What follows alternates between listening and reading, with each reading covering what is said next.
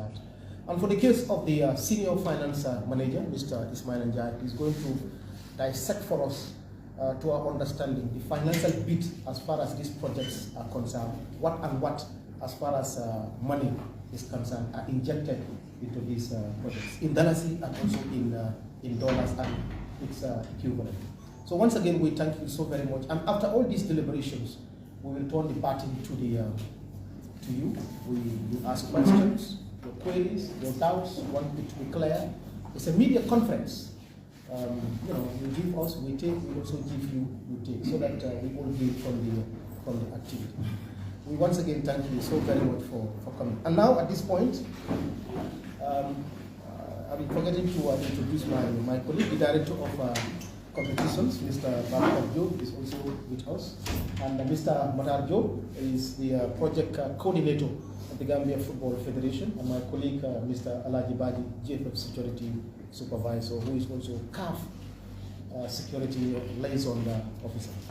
Thank you so very much. And now at this point, Mr. General Secretary, I hand over the baton to you for your deliberations. You are most welcome. Thank you very much. Good morning once again, the media. Let me just really take this opportunity to really thank you despite short notice. The house is full. Really, we are appreciative of that. But let me also do the protocol to at least recognize the presence of staffs of the Gambia Football Federation. We will start with the Director of Competitions, our Master of Ceremony himself, Mr. Bakari, who is also your colleague. Once a journalist, always one. He is the Communications Manager of the GFF.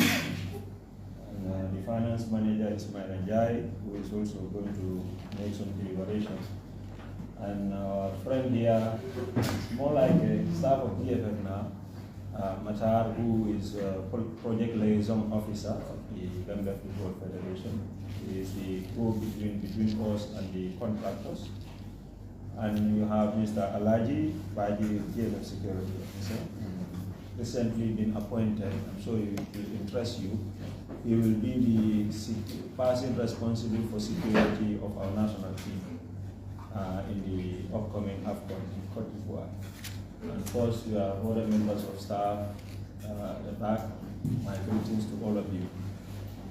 Like the Master of Ceremony stated, the reason for this press conference is to definitely, you are the carrier of our message to the public, is to really talk about the national team, because the national team is not the property of the Gambia Football Federation. And sometimes there is a misconception around this whole issue.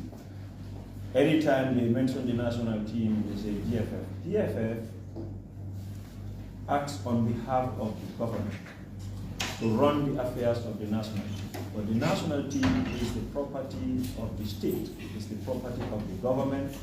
It represents the country.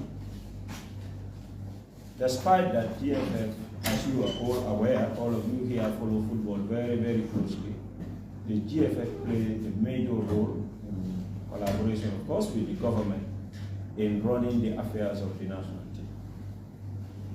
So it is important that whatever activity they are involved in, it's the interest of everybody, even the fans that are not here. Everyone has an opinion about the national team. Football is such that everybody has an opinion, whether it's Gambia or in Brazil or in France. That is the nature of the business, and we are very much cognizant of that. So that is why I think it is important. There's a lot of, we are also following, there are a lot of misconception, misunderstanding, preconceived, whatever adjective you want to use out there. And then I think the people that need to make it clear are the ones that are running the show. So that is why we want to use your medium to do that.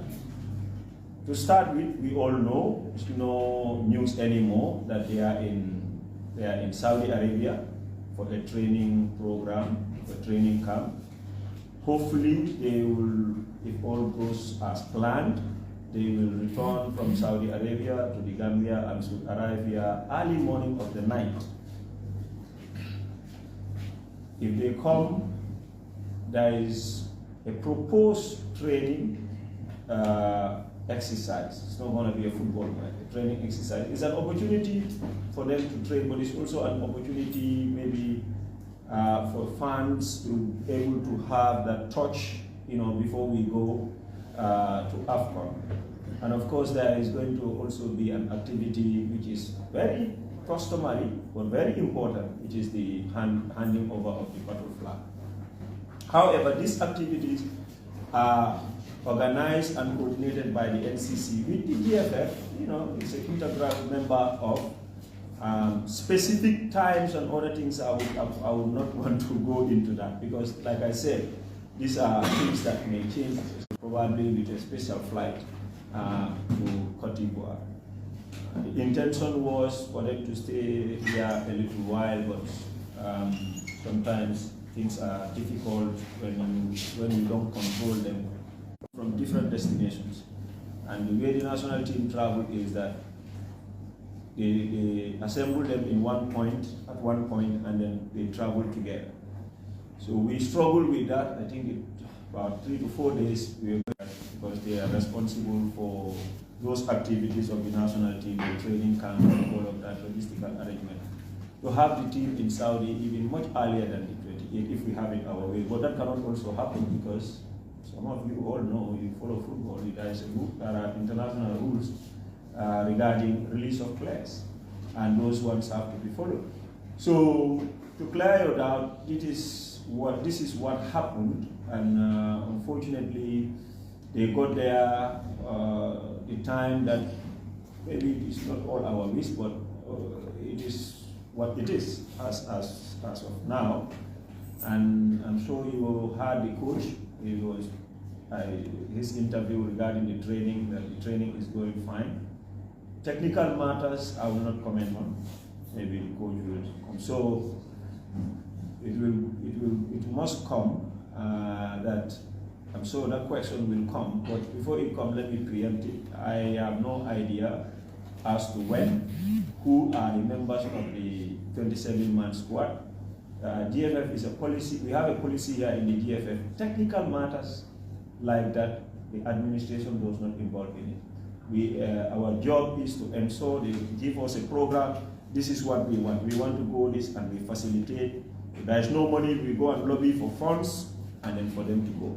How they do their program, the coach is appointed to do a job, and he is going to be assessed based on that job. So you cannot give a job to someone and again come start dictating, him what he's supposed to do in that. So that is an area that maybe I would not delve into. That is about the national team. So there's not much to tell you as far as I am concerned, or the administration is concerned, on matters to do with the technical. That is that. The other area that I also want to talk about is the governance issue. I think it is very important that be it stakeholders, and when I say stakeholders, GFF have different stakeholders. Our primary stakeholders are the clubs. They are the owners of the Gambia Football Federation, the members. This consists of the first division clubs, second division clubs, the regional associations, the allied associations. They own the GFF. The GFF is in their hand. They are the controller of GFF. GFF is not a government institution. It is a private institution. It's not owned by the state. It is important those stakeholders understand the modulus operandi of the GFF. There is another stakeholder in the GFF, maybe I can even say media. We are also partners. They are key stakeholders, and it is important they also understand the modulus operandi of the GFF, understand the rules, understand the constitution, understand how association football works. There's another stakeholder, the government is a key stakeholder of the GFF. it is also important for government to understand our rules, our regulations, and how association football is run. There's another stakeholder which are also very important, are the fans. Now these stakeholders, for them, they are always right. It's just like the businessman and the customer. The businessman and the customer feel that he's always right. Doesn't matter whether he is in the wrong, because he feels that, you know, I am the one going to buy from the businessman. And we see the fans to be that. So GFF as an institution is conscious of all of these things. That is why, you know, if you observe, those who really follow our page, we have realized that there is an information gap, or maybe there is a gap in the understanding of the operation of the GFF, to the point that I think it was in 2022, we had a leadership training here, and then we had agreed that our website, we will put certain information on our website. If you go to our website today, you will find the AGM of 2018 all the way to the current AGM. You will find the constitution of the GFF there on the website. You will even find the financial statement of the GFF on our website.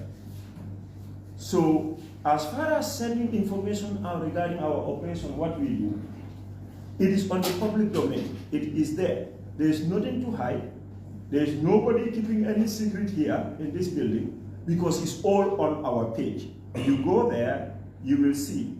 And this is not just viewed by people here, but this is viewed by CAF, it's viewed by FIFA, is because they are aware these informations are there.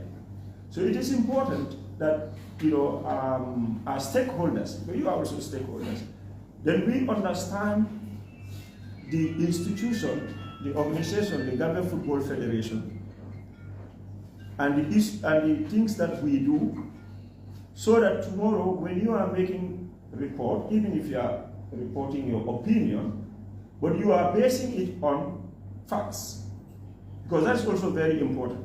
Whatever you put out there, it must be based on facts. And that is why I brought the issue of governance in it. Gambia Football Federation, I told you about the stakeholders.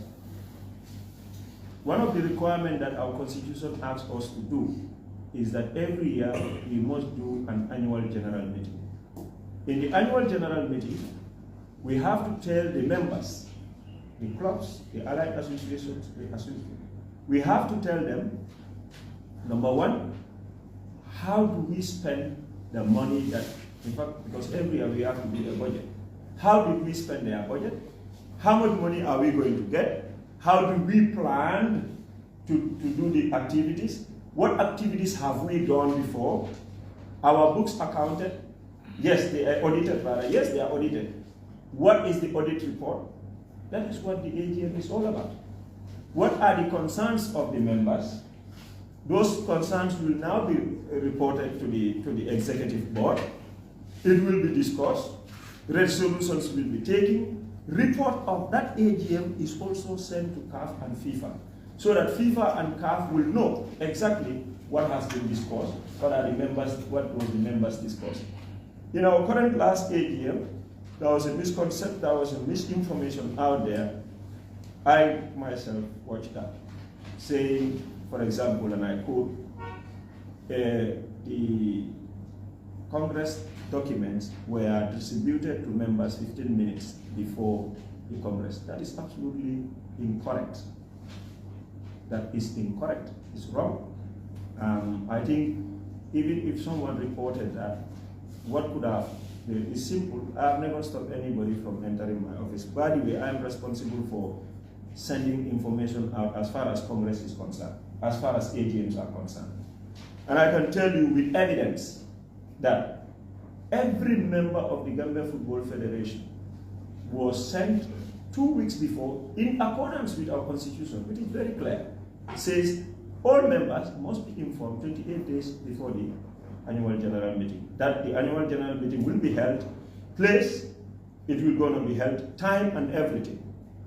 It says 2 weeks before the annual general meeting, the convocation should be sent to members. The convocation means the minutes of the previous AGM, the audited account, the activity report, and then the financial statement. All of these documents were also sent. They were sent to all members. In fact, at the AGM, one of the members claimed that he didn't receive it, and the president, those who attended the AGM were here, the president showed him his email address and said, Mr. Man, this was sent to your email address. Now, GFM will not go and open your email address for you and say, well, this is it, this is your document.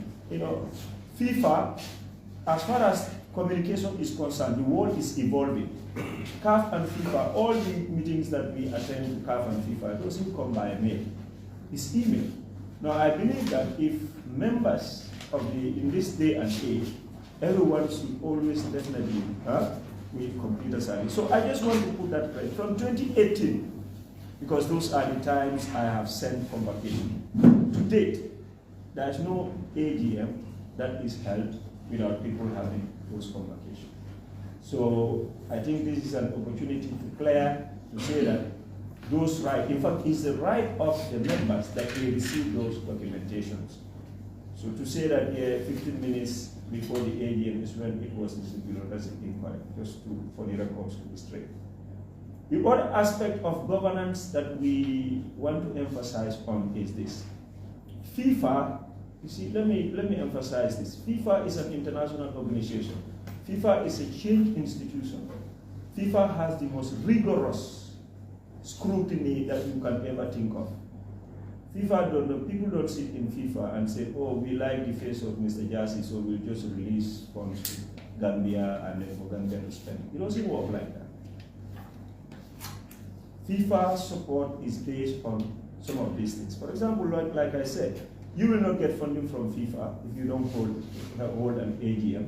You will not get funding from FIFA if your accounts are not audited. In fact, not audited just by one institution. Of course, FIFA will send their central review, they will do their own audit. But we also do statutory audit.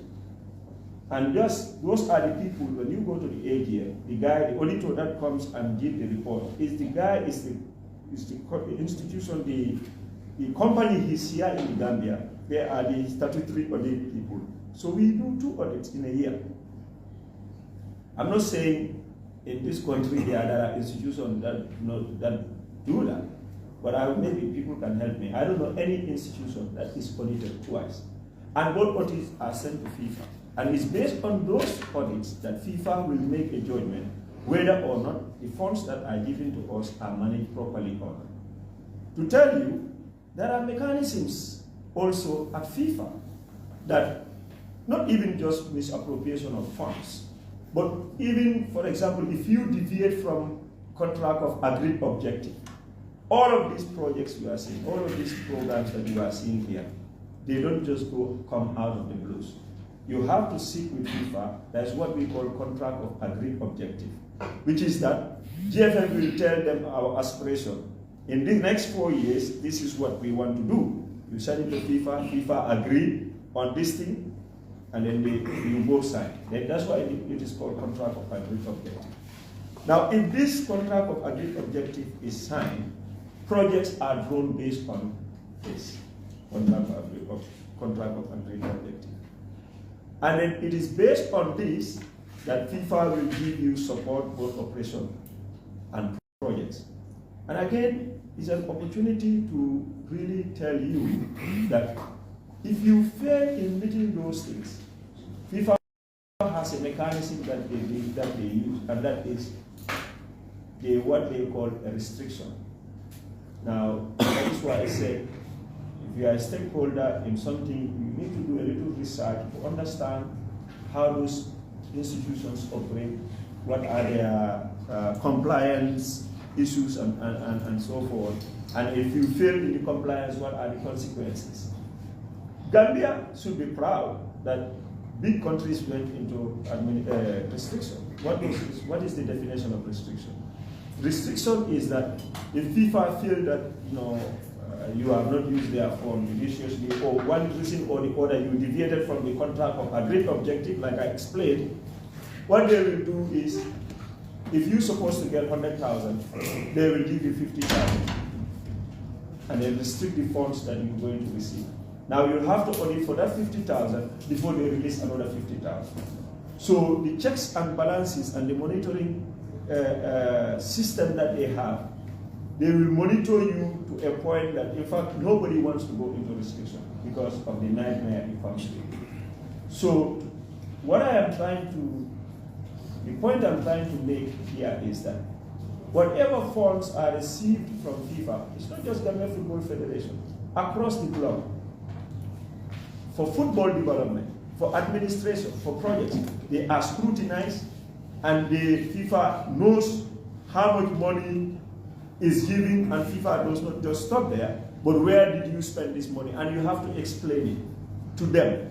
But they don't stop there. They will send also independent auditors to come and check your book and see what you said that you spent is exactly what you have spent in the area that you have spent.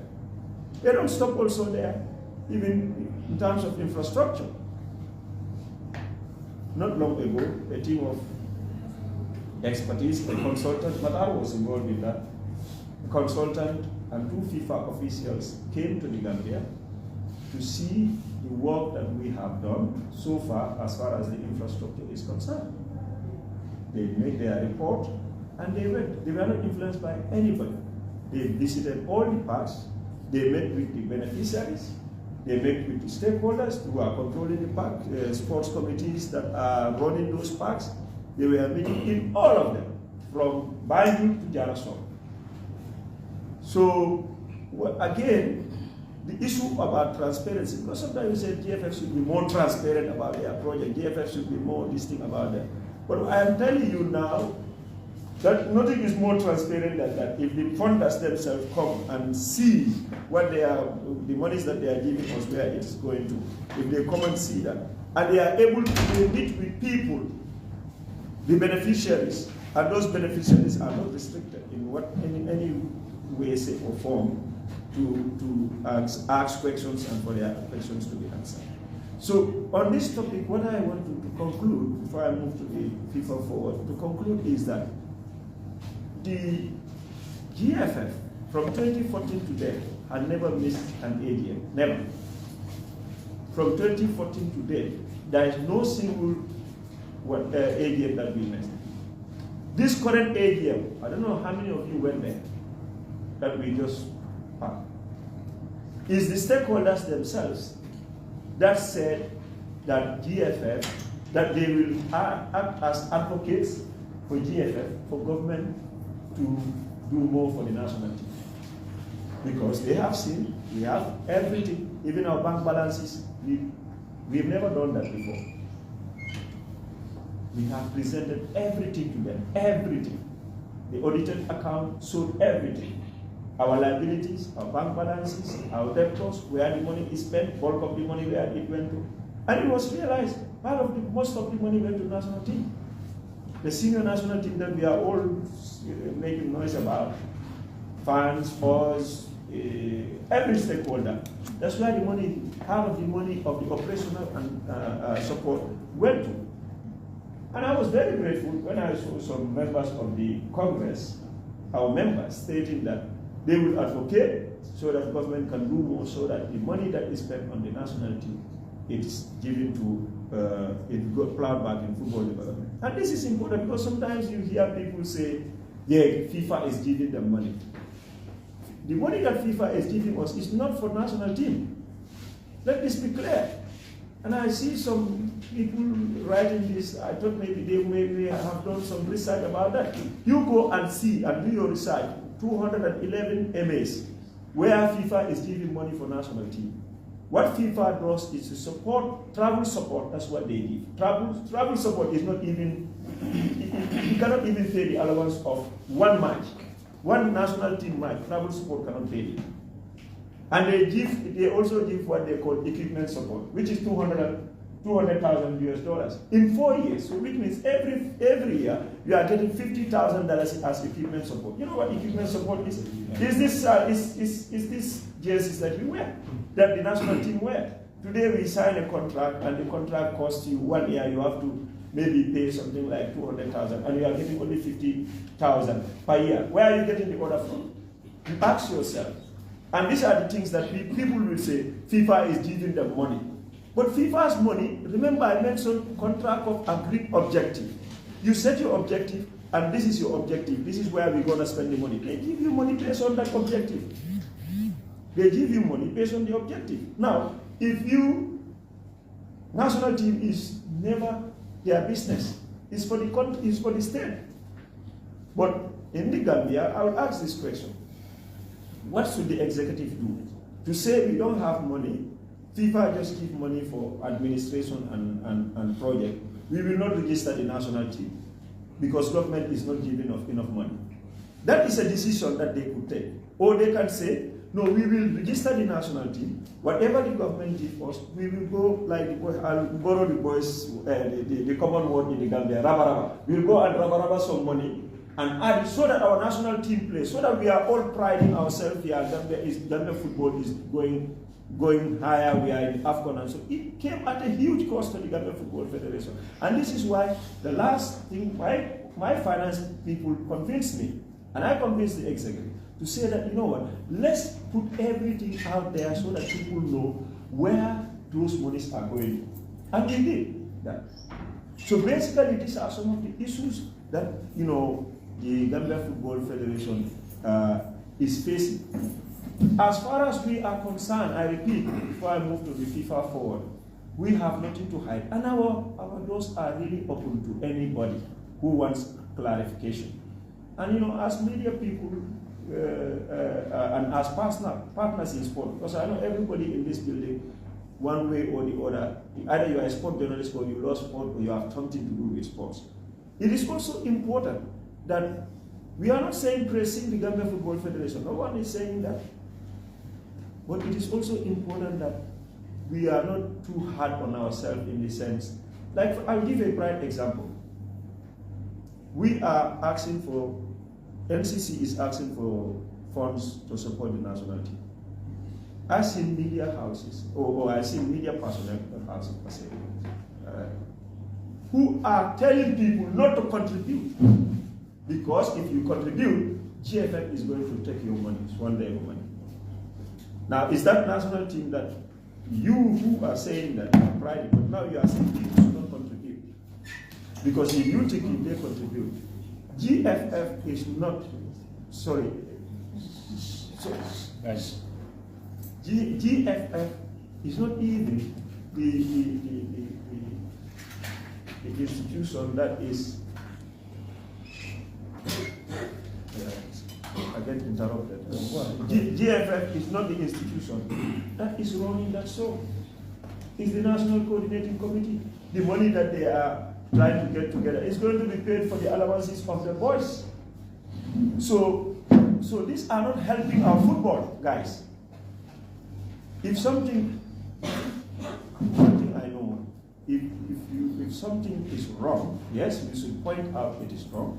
Or if you have a feeling that something should be run in a different way, yes, you have every right to say that. But it's not also to the detriment of killing the spirit. Because at the end of the day, if we don't have enough funds, how can we motivate the players to play? When Gambia wins, it's not Lamin Kababayi or Lamin Jersey, it's Gambia. Everyone wants to put on the jersey because the jersey represents the Gambian colors. Everyone is wearing their hat, and now very soon everyone will be in the Gambian colors. And the pride between all of us. Why on earth would you tell people not to contribute? Why? So these are some of the things I think as stakeholders, I'm appealing to you because you are the voice, you are the advocates. You know, no, I repeat, not pressing, but some of those things also I don't think are really good. So on the governance front, I want to say that if you want to know anything about the Football Federation, our finances, our financial statement, our constitution, our rule books, go there.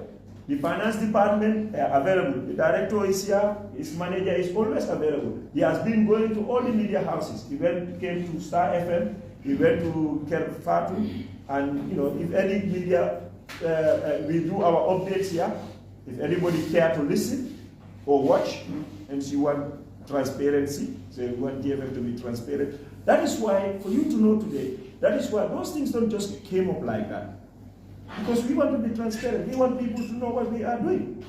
So those things are there. Ismaila from here tomorrow, if anyone wants to invite him, he doesn't need a permission from me or from Kemo, because there is nothing to hide.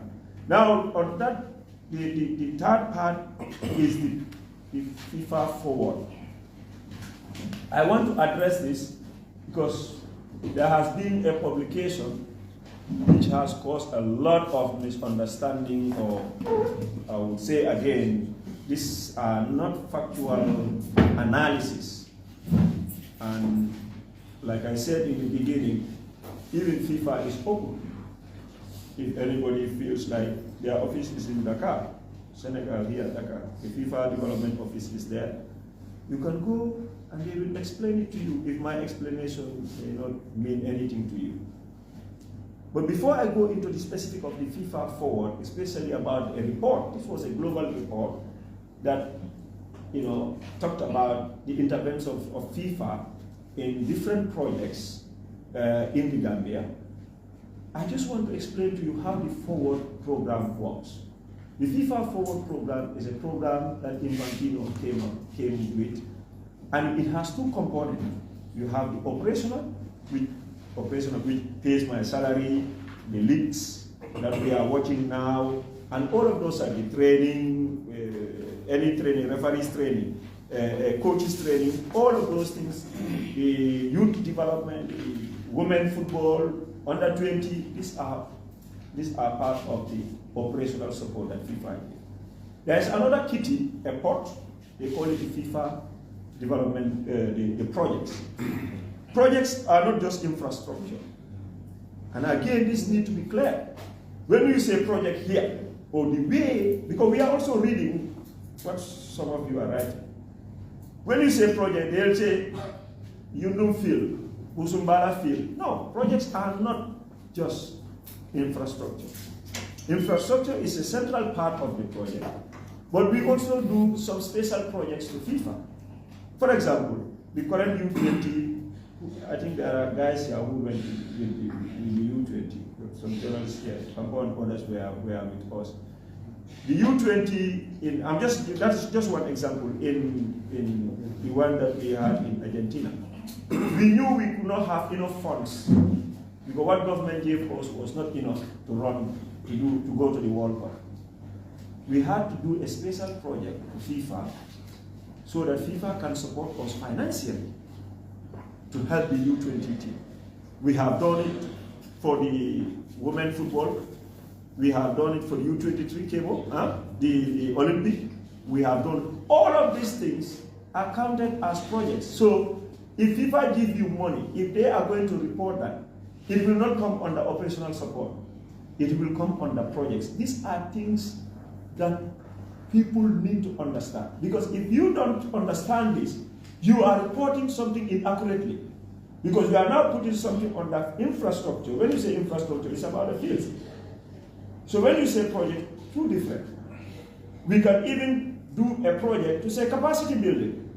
Maybe Kemo want to train the finance attaches around the country. His finance attaches, he can do general secretary, I want to do this, but I don't have enough funds in the operational support, so I want you to do a special project for me. To cut a long story short, we will do what we're supposed to do, fill the forms, and it's approved. Kemo will implement that, do a report, is classed as a project. I think this is very important, and I think it's clear how I explain it. These are two different areas. The FIFA forward money, every MA is allocated equally. Every MA is allocated equal sum of money. Now this money is allocated to you, but this money is not, when it's allocated to you, you don't just go and get it there. You have to apply for this money. Now if you apply for the money, because there's another area I want to clearly emphasize. If you apply for the money, it's get approved. Now approving it does not also mean that you will receive the money. Let me take one example of an infrastructure project. Let's say we are building a field. I can teach my town, Pakalindi, a building in a field in Pakalindi. It costs $50,000. I apply to FIFA, $50,000, they say approve. Now they're not releasing that $50,000. The first payment maybe, they will say, we will give you 10%. You implement that 10%, set a report, they verify the report, then they send you 40%. Or maybe let's say they'll send you 60%, you do your report, you send it to them, they send you 30%, for example. When you do your 30%, then they will come physically, before they close the project, they will come physically and see. You said you build a grass pit in Pakalindi with a dressing room fitted with the modern day, whatever. They will go and see whether what you said is what is in there. When they certify that, and FIFA does not also do that. It's not just Fatima Kamara that will come, or Al-Haj in our regional office. They will hire a consultant who is also, knowledgeable in this area to come and make his own assessment. In fact, that was the visit that just happened a couple of weeks ago. We went to all the pitches in this country that FIFA has spent money on. When they do that, they are satisfied, fine. If you do it wrongly, the one I told you about, the operational support restriction, you will be restricted. So just to tell you, there are mechanisms, these things don't, the way it is simply said, and the way it is actually, how we actually access these funds, two different things, like day and night. And I think it is important, that is why I'm taking my time to explain these things, how the processes that we use to access these funds. This is how FIFA Forward is being used, or how to access them, and this is how they release those funds. To tell you, FIFA is so much concerned about the money that they give MAs, and so much concerned about how they are utilized. You don't have FIFA accounts. You don't mix it with any other account. When you have a FIFA account, today I'm going to tell you details that we don't release, not because we are hiding, but because they are not even necessary. But I think for clarity, let me put it. FIFA Forward accounts are dedicated accounts for FIFA Forward, period. You don't put any other money there, because they want to audit every butut that comes in there, that KMO spends. I'm saying KMO because he's the finance director. KMO and Ismail are the finance department. They want to see, they will ask KMO how every butut that comes. Whatever government gives us doesn't go to that account. Whatever money we get from another place doesn't go to that account. Why we are emphasizing FIFA? Because FIFA is the one that people are saying FIFA is giving them money. They have money for this, and FIFA is doing that. That is why we need to clear this. They don't have people there who are blindfolded and sitting down there just approving. Even there are thresholds. If we apply for a project that is more than 300,000, it goes to a development committee. One person cannot approve it. You go to a development committee, that must be project justification. You have to tell that they don't invest in a place that you have not even issued the land. So I'm coming to that, because this idea of they build 14 fields, you think FIFA can build a field without even having the document of that field, and without knowing that that field doesn't exist.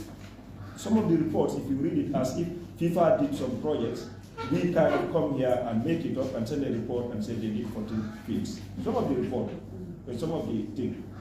But each of those fields, we have to tender an agreement between the owners of that field and the GFF to say that if they invest in this field, whenever GFF want to play football, or we want to play our league, we must have priority over whichever activity. All of these things are happening. And let's face it, guys, GFF invests in those fields, but it's not only GFF activities that are happening there. We'll come to the specifics of that. But FIFA, that's how things operate at the level of FIFA. And this is not just Gambia. It is across the globe. It's one rule for everybody in terms of how they audit their finances. Now, coming to this particular report, where it is stated FIFA has built 14 projects. Than the specific one. 14 pitches. let me make it categorically clear. FIFA did not build 14 pitches in the Ghana. And this could be verified, in your own. So, what FIFA did, how these 14 things came about from 2016, I'll go specific for you, from 2016 today to 2019, then 2018. Just to give you an idea, FIFA Forward, the report that this thing was extracted from is a global report. It's not only even about the Gambia. It's about all the countries around the world. You have the country. Yes. It's all the report. Fantastic. Yeah. FIFA Legacy Report. What does FIFA Legacy Report mean? It means, because Infantino also wants, this is his brainchild, he came up with the FIFA Forward. They want to know the impact of their intervention across the country, across the world. And this is why the legacy report was produced and is across the country. Now, what we read, because we actually, what we read on the media is that, or how people, because even me also, people call me. Mr. Jasi, got to lay 14 fields, well, where are those 14 fields? Some people ask me, they ask him, they ask everybody there, people ask. So if I want to answer every other person, if you call me, I explain to you, though someone called came on, I just say, let the media come, we will explain. We will tell them what actually this means. Something like this is like, it's a graph giving an explanation. It needs an explanation and it needs interpretation. FIFA, I repeat, did not build 14 fields. FIFA intervened 14 times, or FIFA did 14 projects as far as infrastructure is concerned from 2016 to 2022. This is what exactly, I repeat, they intervened 14 times. For example, if you talk about Banjul, I'll give you the rundown of this study. If you talk about Banjul, FIFA may have intervened in Banjul 3 times. Because the way the GFF has been applying for these projects is in stages. For example, one project would be to do the perimeter fence only. Then we will say, we will write a project proposal to FIFA and say, for example, we want to do the perimeter fence of Banjul. That perimeter fence is a project of its own. And when that is approved, it's called an SOA, Statement of Approval, which Ismaila has. He will go into all of that. They are here. The kids are here. If you want, you can have the file and satisfy yourself. Statement of Approval. That will deal with that. Then, because, for example, overusage of the Banjul artificial turf, after a year or two, we realize that this is not fit for purpose. We should not play our national league on this. But what do? Let's write a project to FIFA. Now that is different from the perimeter fence that is there. It's going to be a separate project. That will be written and it get approved.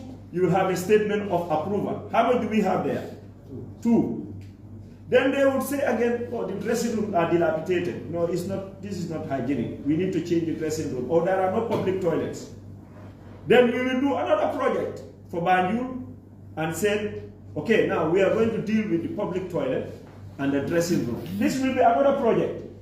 There will be a statement of approval, which will say, okay, now we are going to do this project. Now, Banjul alone, how many interventions do we have? 3 interventions. The lights are there. So that is why I said, when things like this are reported, nothing is stopping for anyone to come to the Gambia Football Federation and say, we would like to have an explanation on these things that the FIFA is saying that they. One thing, in fact, also, people did not report. Everyone concentrated on the projects, but they did not report on the national team. And if you look, Ismaila will tell you, if you look at how they apportion the national team, is 4.2. You see, national team, 4.2. It's more than the project. Nobody mentioned about the national team. Because if you are analyzing the support that Gambia receives, it should not be based on only one element. For the public to understand, you should deal with all the elements, even though maybe your interest will be the project, but don't also leave the others out. Because this is why the ordinary people that do not understand the sophistication of things would just get GFF, oh my God, where are the fields? People are asking the question, and they are right to ask because the way they were being reported, it was being reported. Where are the 14 fields? They will ask the question. And that is the reason why we are here. To go specific to you, quickly, I will do it. In 2016 alone, and listen carefully, in 2016, when this whole thing started, all the status of our grounds are poor. Those who were following football, remember how the grounds were 2016. Completely dilapidated. It's not fit for league matches. And hence, our intervention in infrastructure. It is not our primary mandate for the Gambia Football Federation to intervene in infrastructural development. We are not endowed like other countries. We are even struggling as far as national team is concerned. Go to Senegal, you ask whether the federation is putting any money for their national team. No, it's not far. Some of the journalists sitting here have contact with Senegalese officials. I know that. Ask them, how much does the federation contribute to the Senegalese national team? But we contribute to our national team. You are saying it day and out, government, we will send a budget of 20 million. Government will say you have 10, and then the other 10, nobody cares where it comes from. But matches, there is no single match that didn't play in the Gambia here because there was no money. No. So the status of the grounds, we could not leave it. So we could have done the same and say, well, infrastructure is the business of the government or the municipalities. GFF is not our business, let's fold our hands. Then we will not all watch the beautiful game. We will not have had the assignments. We will not have had the Mintes. Because these Mintes and Asans, they play football on these grounds. This is where they started playing football. Until they become world stars. Today we are populating our Facebook with their pictures. Where? On the ground. That is why we intervene. But because of the status of the ground and because they are all priorities. Some may argue, no, let them do Banjul alone, and after the next year. If you have all of them, they are priorities. Are we going to play matches only in Banjul? We are going to play matches in all the places. So we do not have a choice. We don't have the resources. The little resources we have to be strategic with it. And that is why we had to do all these fields almost at the same time. But we were selective. Okay, right now, Banjul, what is the biggest problem? Is it the ground or dressing room? Dressing room. We go to dressing room. Bakau, I don't think they have a dressing room problem. They have a ground problem. Then ground in Bakau. And that is why you are seeing all of these things. Others are having, we are dealing with grounds in other places we are dealing with perimeter fence. 2016, we did the grounds, the perimeter fence, dressing room, borehole of all these grounds. Bakau, West, Manjai, SK East, Brikama, we did not do ground because they have artificial turf. Banjul did not do ground because we have artificial turf. We did not do borehole in Banjul and Brikama. What we used at the time for the dressing room was the chain link fence. I think you all know. Now wait, what happened there? When goals are scored, or when there is fracas, what do? We are all here, friends. They go and bring it down, they tear it down. So that becomes null and void, because why are we having perimeter fence? For the protection of the players. And now with this new, things are also changing, because now with this new club licensing, first division clubs or league clubs, they have to play in a secured place. So this investment that we did was destroyed because of the overusage of the grounds. The grounds also grasses. There was no grass, they all dead. That was 2016. 2017, we said we will have to change the approach as to how we supposed to maintain this ground. Because if we don't maintain this ground, we are not going to have any football in the Gambia. And this is not used by, in fact, if at all, it's the usage. GFF, I will argue here that, and anybody prove me wrong, our usage of that ground is not more than 45%. Or maybe that's even a high number. Because this is where the veterans are played. This is where other tournaments are played.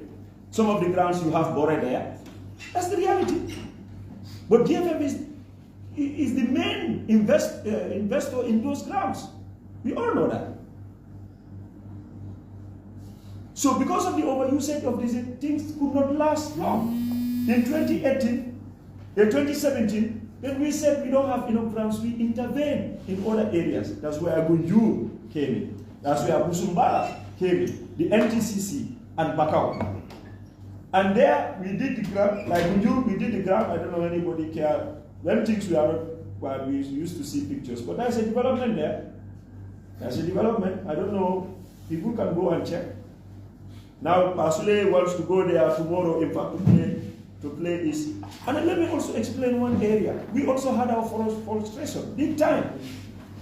Big time we had our frustration, DFF. I'm not saying all what we do is perfect, but we had our frustration. Contractors failed us, and I think we said this several times. We give someone a gun, we said we support our own. We give contract to people. They said they're going to do work for you. They don't. They fail you. Gunjur had how many contractors came up? About two different contractors. Jallo Koloman. We had to terminate the contract of Jallo Koloman because of the pace of work. Then we had to bring another contractor. Even with that as well, you know, at some point we have to do forced accounting.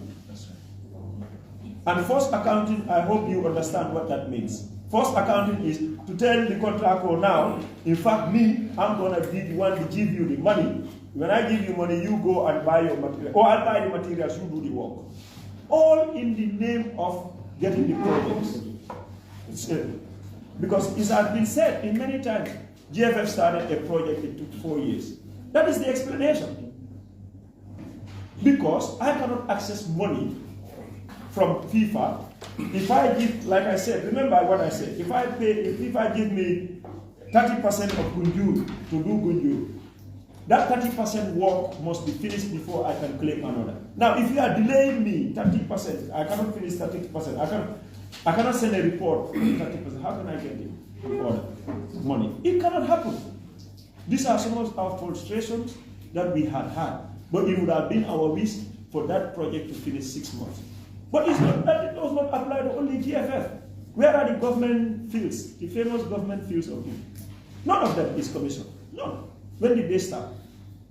It's the same. The minister is a good friend, will tell you, the contractors failed them. In fact, they are trying to even take legal action against them. So I'm sorry, brothers, but this is the sad reality that we have. Brothers and sisters, let me not be gender biased. You know, this is the sad reality. But I really, because we really want to make this thing very clear, and I'm glad it's on record, so that people know what GFF, what especially I'm part of the project team, myself, Kemo and others, what we go through with those communities. Gunjur, they have not played Navetan for how long? Kemo will be sleeping, someone in diaspora will call him. Albona Fino Felkawai. We did with all of that. But maybe if Kemo explained that to that person, he say, oh no, you know, so they begin to understand. Now, we cannot explain to every individual. That's why we are doing this. And we will, if you want this thing, we will be willing to do at any point in time. So Gunjur, there is a development in Gunjur. There is a development in Busumbala. You know, Bakau, you go and see what is happening in Bakau. We are playing our matches there, and then the pavilion will also be done, the public toilets. And that is for 2017. 2018, then we said the artificial turf in Banjul, we all know, it was crazy. We have to change the artificial replacement of the artificial turf. We change the perimeter fence. Go and see the Banjul perimeter fence. So look at Banjul, artificial turf is a project, perimeter fence is a project, public toilet and perimeter fence were one project, and now the next one is the dressing rooms. You go to Brikama, we replaced the artificial turf that is there. We gave them we renovated the dressing room. You go there. When it was finished, it was like state of the art dressing room. We have redone the public toilets as well in Brikama. You go to Serakunda East, the grass is GFF. You go the perimeter fence. See, there's no longer the chain link in Serakunda East. You know, Manjai is going to be the same. Manjai will close it because we want to continue. We go and see the perimeter fence. These are the interventions that we have done from 2018, and all these interventions have SOS, contract for statement of approval. Those statement of approval will outline to say, you said you want to intervene in this area, and this is it. We will pay you this. The next payment will come at this time, and then after the report, me and Kemo have to do, after the project, we have to do a report and send. When it is sent, the team in Senegal will come and see. We want to see what is happening here. So guys, it's been a long one. I think I have given my explanation. If people, whatever I left behind, Ismaila, maybe you can deal with that. But just to clarify, you know, I have to say this. I reached out to FIFA myself about this. Because I'll give you an example. Ismaila, you don't have the full report here. But I'll give you an example. In Nepal, they said they intervened in Nepal 38. Those who read it, no, the report is there. 38 fields. Nepal, 38 fields. Where? 38 pitches. Where? It's because the way they have written the report. So at some, I think I can, that one also, I think that needs to be clear. Because I called FIFA and said, where are the 14 fields? You know, they asked me 14 fields. I also asked FIFA, tell me, because you wrote it, where are the 14 fields that we built in the Gambia? In fact, when I was calling FIFA, BB was with me anyway. And they made it very clear, it's the interventions. So which means in Nepal, they have intervened in Nepal, or they have projects that they have done in Nepal, 38 projects that they have done in Nepal. 38 fields in Nepal. It's unimaginable. You know? So it doesn't make sense at all. So all the interventions are in these fields. Let me read them out to you finally. Bakau, SK West, Manjai, SK East, Brikama, Banjul, Gunjur, Busumbala, NTCC, and NTCC, and also the regional fields. The regional fields are, this even also include the approval. FIFA is even saying approved funds. This does not mean that the funds that we received there, please write it down. Approved funds, this is not what we receive. What I explained the procedure here. You apply, they approve, they release based on progress of work done. I will repeat myself. You apply, go, this is coming all the time. All the time this is coming. We explain it, we publish on the standard newspaper and Excel sheet. The president explained it. No, I think now I can repeat myself 10 times, but I will do it because I want to be on record so that people can reference me. That you apply for a project, it gets approved. The amount will get approved, but that does not mean that you get that money. Up till now, you know how much came up? Is $717,000 US. That is what is with FIFA, which is our money. Pending. So these approved funds that they are saying, where's the document? Saying is in that. We have not received it because, like I said, you cannot access that money unless and until you do a report to say what you said you were going to do is finished. Like if Gunjur is finished today, and Busumbala is finished today, me and Kemo will do a report, send it to FIFA, and they will send us the remaining money because they only send me 30% or 40% of the money. So approved and money received are two different things. And if you want to know the money that is received, you don't need any permission. Ismail, you don't need any permission. Anybody who wants to know, come to Gambia Football Federation. We will give you how much we receive as for each project and how much is pending. Thank you. So on that note, I think I will let Ismaila also maybe go into the finances bit of it.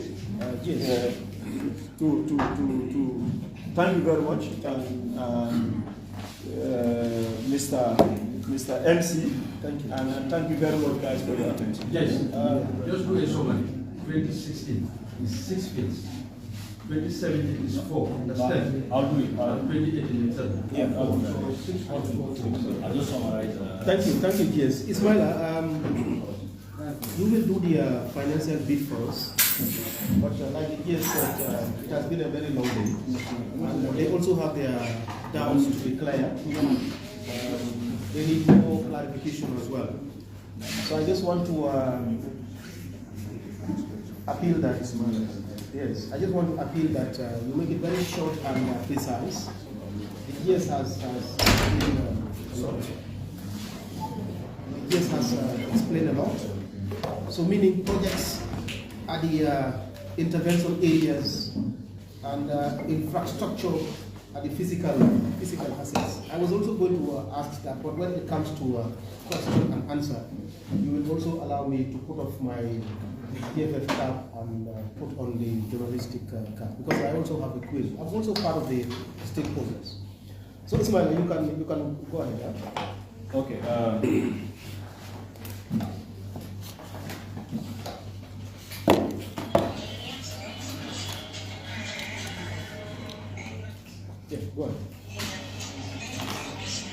Yeah, go ahead.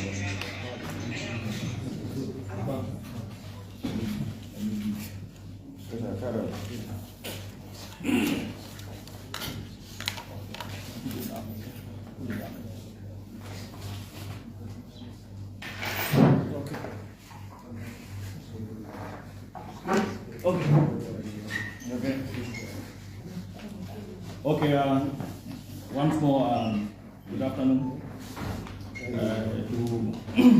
men in sports and women in sports. In the first place, I'll take this opportunity to thank you for coming forward, because we cannot do it alone. In fact, in terms of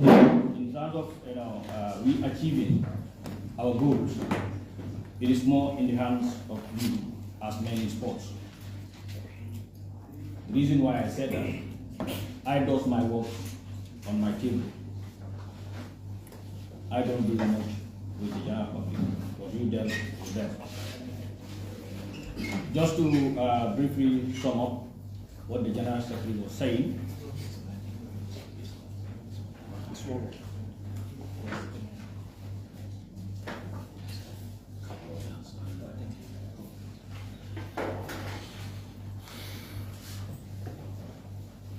Just to sum up what the General Secretary was talking about, I think this was not the first time I provided these details.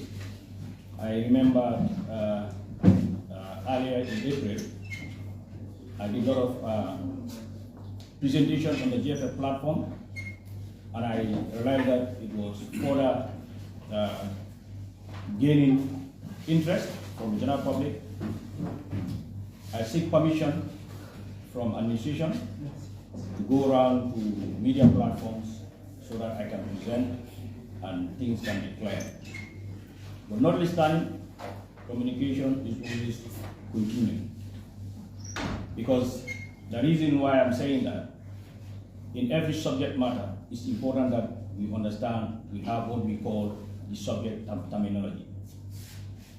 And subject terminology give us most time challenges.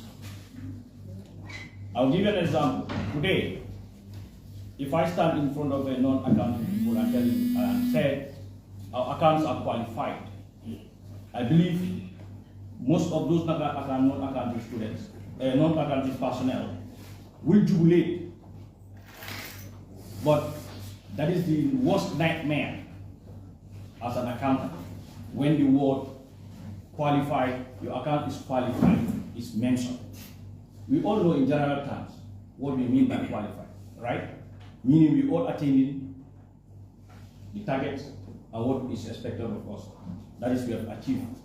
But in accounting, when they say it's qualified, that means your accounts does not show true and fair view. I'm just giving this example so that we understand where the diversion of understanding terminology will come in. First, what we have here is not a progressive report. It is clearly labeled and named as the legacy and impact report. What they're trying to see, what the forward 2.0 is leaving behind. And the project 2.0 is a period for 7 good years. That is from 2016 to 2022. These were two strategic periods that were combined together.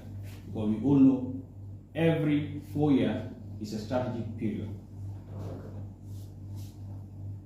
If we look at what the Jeff was presenting, we are entitled to $11.4 million. This $11.4 million has breakdown to operation, projects, travel, and equipment.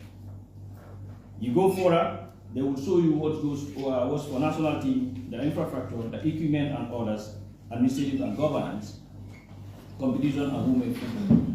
This shows you the allocation that will be made for the $11.4 million. In specific, even if you are not a non-financial, I just want you guys to, I just want to help you for one thing.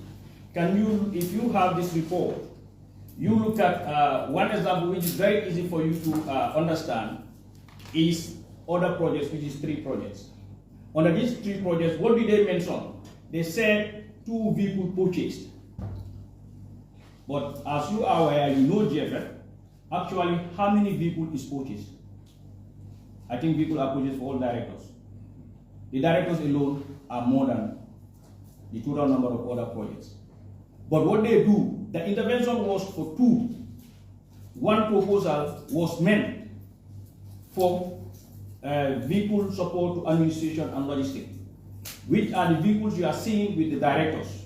I'm just trying to help you so that you understand the basis of indicators that the project reporting team was trying to use. And the second one was the project of the 2 buses. But in actual sense, we have 6 to 7 vehicles to support administration and logistic purpose. In addition to that, you have 2 buses. That should have been 9. If this was a progressive report, they would have written 9 vehicle purchase as per the indicator. Because indicators are defined by what the team preparing the report are looking for. So I'm just trying to make you understand this. Like today you visited Jeffrey. But if a project evaluator wants to look at the impact of the number of doors, he will say 4 doors before you go out. Because you enter the main door, to the security door, and then to here, we'll give you 3 doors. For our better understanding and simplicity, because if I want to use it in terms of accounting, it will definitely confuse a lot of us. If you look at the 14 intervention areas, this is what it is referring to.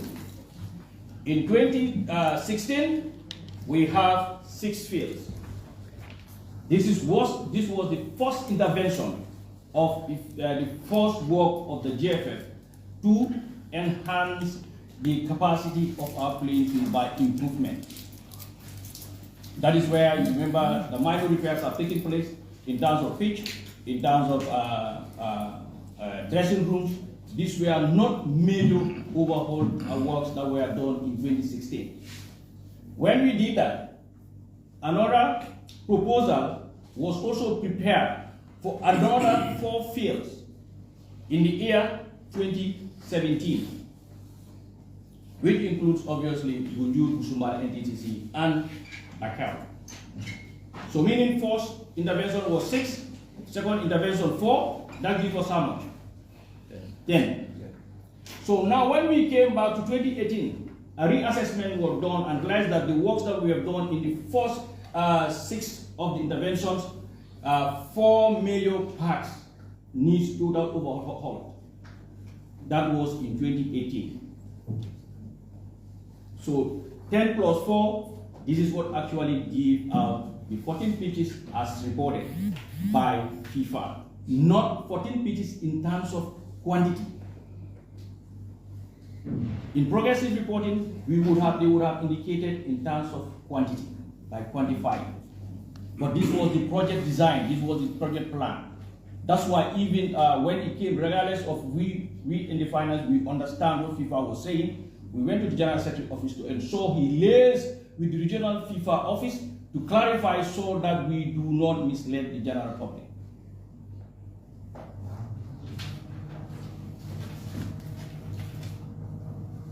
Furthermore, in every SOAs, these are like example, if you look at this report here, the first SOA was 14628, meaning every fund that was associated there as per, that it was Gunjur, Busumbala, Bakau, NTTC, and the likes. Then we have a second SOA, which also was for 5 regional fields, the swimming pool, and the pavilion in Jarasoma. And then we have the final SOA that was written in 2018. It is the SOA 1911165. That SOA is the one still in existence.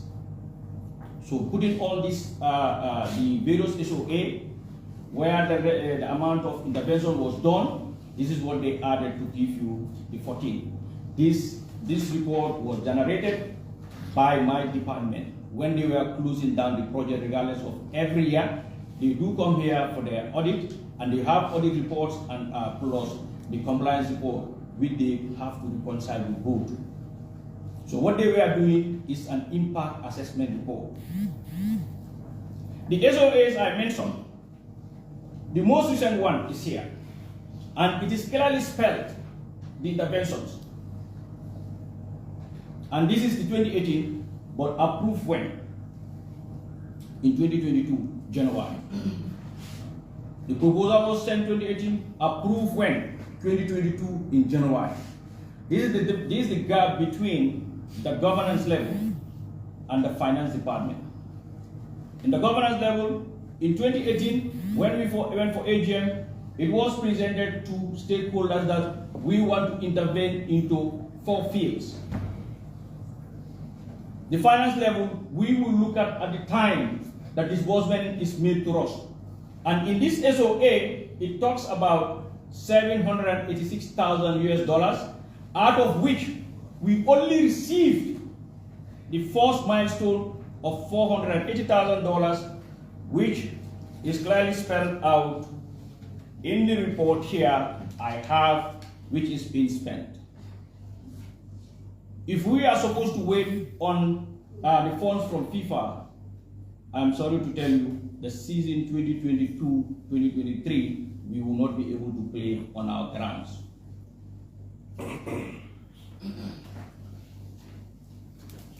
In addition to that, this project was written 2017, approved in 2018. And it is looking at, it is also looking at the 5 fields which has to be implemented. And that was the 4 fields that will include Gunjur, Busumbala. This was in 2016, approved in 2018. And the funding came in at the end of 2018.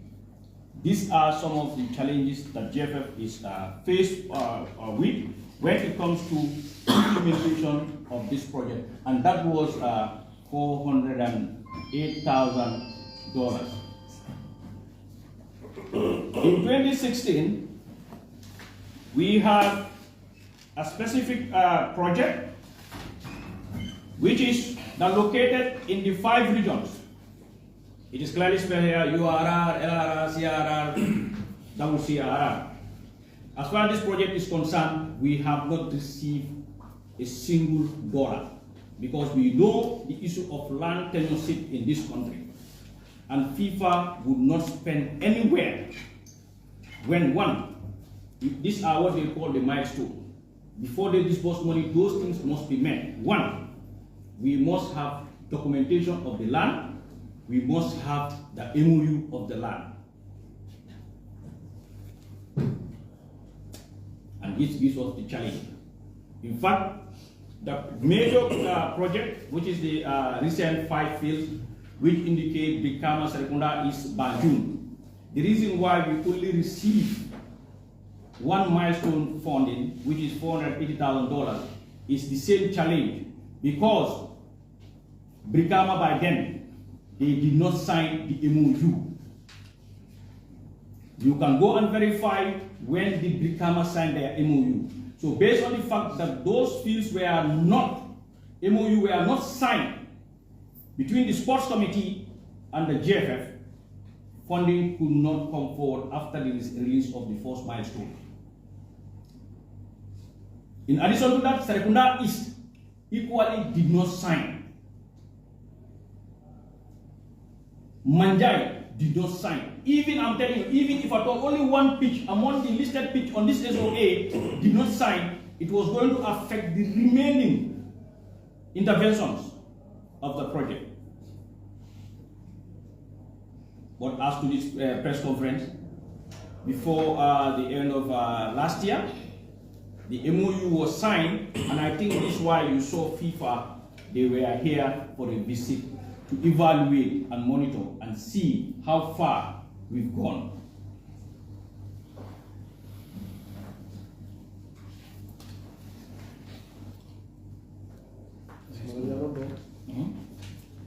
So, in short, all these things that are presented will always be put in a final document. And this document are not like it's just the current year report. It's an accumulated period report from 2016 to 2022. And those data and information, you cannot change it, because every year you've already done the 2 audit that is statutory, and the central audit review for them, they have the figures. And also, unfortunately, many people don't understand international institutions. People, unfortunately, I see some comments made, FIFA should know better, or they think this will never come to the public domain. Sometimes I laugh. That's why it's very good before I will write or before I make comment. Journalism or in communication, they always advise to do research. Not the deep research, but research means findings. If I got a publication, and like I said, my office is open. You don't need permission. You just need to notify me so that when you are coming to the office, I am available. If I have any other errands to do, I'll tell you, can we shift it to this time? There is no international organization that will give you fund and it is not publicized. It's not possible. If you think that way, honestly, then you do not even understand how institutions are run. 2, we will tell you, you cannot deal with FIFA without a strategic document. That strategic document is what is being transferred as the GS was saying, the agreed objective. It's like JFF, the way we operate. If you come in office, you appoint the directors on strategic appointment. That is, you are going to be in office for 4 years. You appoint them for 4 years. And then they will look at your manifesto and translate this manifesto to a strategic document. And this strategic document, you also send it to FIFA. And they will vet this to ensure it is aligned within their funding scope. This is clear for us to understand. There is no strategic document that is not costed. Equally, other programs that are not going to be funded will also be indicated in those strategic documents. Thank you. So I just want to briefly give you that until you have further questions. Thank you. Thank you for your deliberation. Now we will turn to the next segment of this press conference, and that is a very important segment. That is the question and answer, because since the beginning of the deliberations, my colleagues have been jotting notes and important elements to ask. Not necessarily that both of you have exhausted everything. There are some questions, there are some queries or clarifications my colleagues will also want to ask. But before they come on, yes, like I said earlier on, I crave your understanding to allow me to put up this and join my colleagues. Maybe ask the first question. Okay.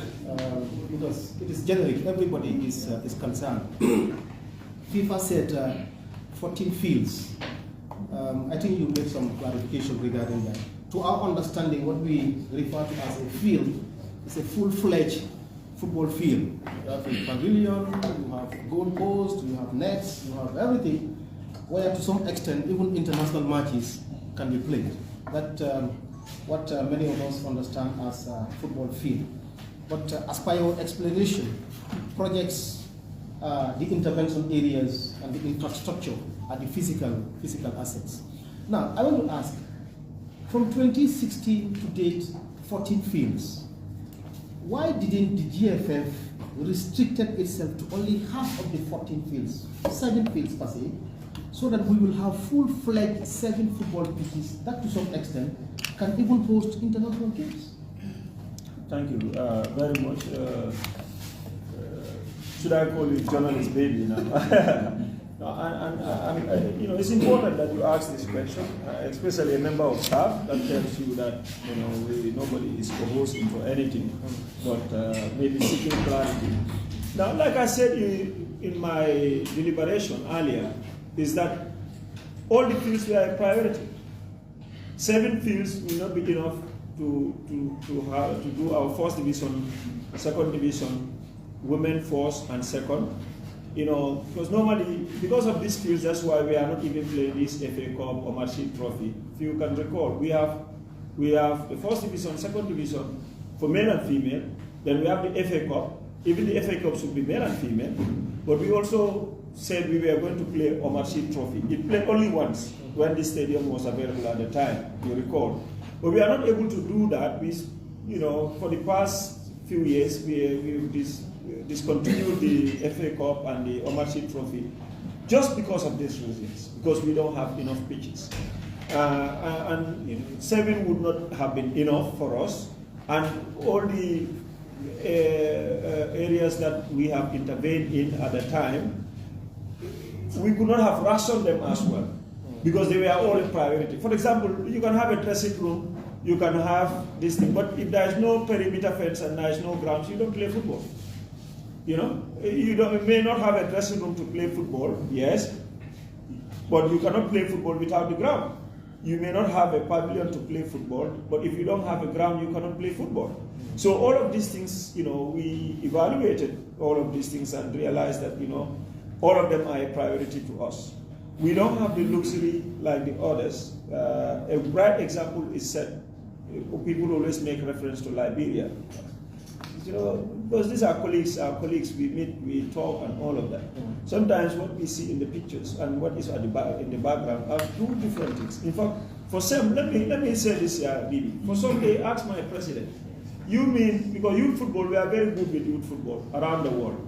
They asked the question, you guys, do you have academies like in Senegal? You know, Senegal, they have a good academies and all of these things. And they're also doing very well in youth football. That's what they think we have in the Gambia. And he said, no.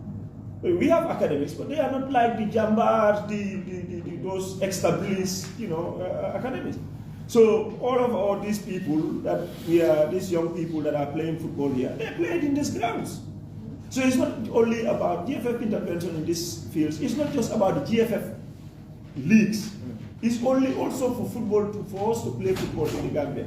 We all went through the nightmare when the inhabitants were suspended, you know, at the time. So it was a priority for us to touch on all of them instead of just... Thank you very much. Yes, Farmer? Yeah. Yes, Farmer Rabaji, GRTS, I have a question for GS and Jai. Yes. First, yes, you said there are people within the media telling others not to contribute to the cause of the fundraising of the national team. I want you to tell us, which platform have you seen that or heard that one? That is one. Two, you said contractors failed GFF. I want to disagree that there is no contractor that failed GFF. It's GFF who failed themselves. When they were handing over the projects to the contractors, I was there, and I put this to Babuka Semega Janet that was all the due process followed before they hand over the contracts to some of these companies. He said, in fact, the companies that were awarded the contracts were not even the lowest bidders, meaning they have all that it takes, or all what it takes to deliver to their expectations. So GFF coming back here to tell us that contractors failed them. How can we be convinced kickbacks were not received before contracts were given to awarded to contractors that did not even have materials? I saw Jalikolong. I saw what they did in Gunjur. And the third one is, you said there are projects, some process are being attained, like in Gunjur, a lot of progress is going on at the moment. And you didn't mention Busambala, but I want you to tell us on record, can the people of Gunjur and Busumbala have their fields before the next summer? Thank you very much. The first question, I didn't write them. Social media comment. I don't have to tell you which platform does that. It's all over the Facebook. If you care to read, Mr. Maybe you tell me the platform, let me go there and read. Just go search. But that is the reality. It is for you to go and search the platform. I'm not gonna, but it is clearly that there are certain platforms that are discouraging people from contributing, because before you accuse someone of something, you must have evidence. You must have, if you are accusing someone of stealing, you must have evidence that the person has stolen something. It is your opinion, your imagination. You make an imagination about something. I can equally say something where I don't have the basis to say that. And I think as responsible people, before you make certain statement against either an entity or an individual, decency would be you might have had the core evidence that what you are saying is correct. So for that one, that is your answer for the social media. From here you go and start, you will see. As for Gunjur, I disagree with you. The fact what you are saying that GFF failed themselves. GFF did not fail themselves. We have seen here in this country, not only with the GFF, where contractors fail people. That is common knowledge. Contractors fail people, that is common knowledge. Now, for Janet to tell you the due process was followed and so forth, you follow due process. The contractor that is there right now, Laird, you know the capacity of Laird? You know the capacity of Laird? No, I don't. You don't know. You need to find out. Laird is a massive company. I'll tell you. I didn't talk about Laird. I said Jalikolong. No, I am making. You are making a general statement. Don't. I'm answering your question. Yeah. You are making a statement. You said the GFF failed themselves because you know Jalikolong, and that the consultant. Thank goodness you said consultant told you due process was followed. I'm glad you said that on record. Because I was there. He's saying, let me answer your question. Due process was followed. But that contractor, despite the due process was followed by the GFF, actually failed because he could not deliver the time that he had agreed with us. And GFF did not fail because we have terminated his contract and then awarded to someone that we think, what you are saying means Jalikolong does not have capacity. But now here is someone that we give the contractor that has capacity. So your argument to say that Jalikolong does not have a capacity because you know them, we are now putting to you that we have given it to a company that has huge capacity, that build massive multi-million-dollar infrastructure in this country, and they did not deliver on time. So that is why, and then to say kickbacks, my brother, you are a senior journalist. You don't make such assumptions and accusations on people when you have no evidence. Do you have evidence? It's a question, I'm not saying. No, but you are making a statement. I'm not saying it was received. You are a senior journalist. It's a question. Let me answer your question. That question. Let me answer your question. It's not an argument. You said in your question, and you are in your right mind, to say, how can you convince us? We are saying English. Yes. How can you convince us that you don't have kickbacks? Which means for you, we have GFF received kickbacks. So I need to convince you that we don't have kickbacks. Now, before I convince you, you have a platform, GRTS, okay? If you have evidence that GFF received kickbacks, I'm putting on record, go and publish it on GRTS radio or television that GFF has received feedback. I'm now giving you that challenge. As a journalist, go and research, because for you to say that, probably you have evidence, or probably you believe that GFF received kickbacks in those contracts. Now, if you have it, the public wants to know. You go and publish it, that we have feedback. You have evidence to say that GFF received feedback, you go and publish that. Then the rest will follow. There's no point me and you arguing, because what I say here, you are not convinced, you will never be convinced, you will never be convinced. You understand? Even if you speak here until tomorrow, your mind is made up. But now, if you have evidence, go and publish it. That's the answer to your question. Let's go to the next one. Next one. That is Busumbala and... yes. No, let's leave that one.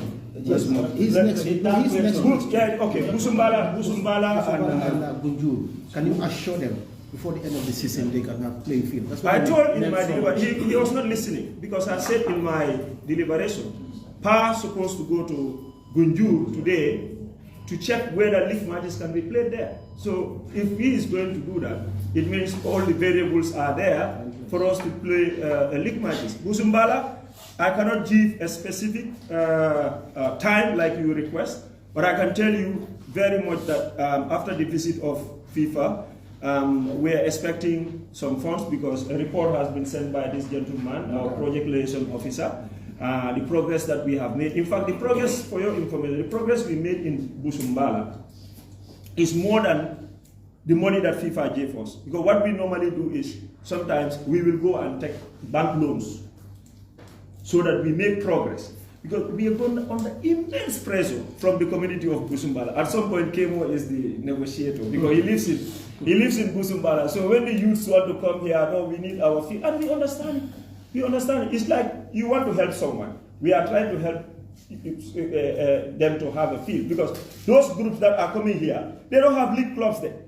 They are telling us, because they also want to play their community football.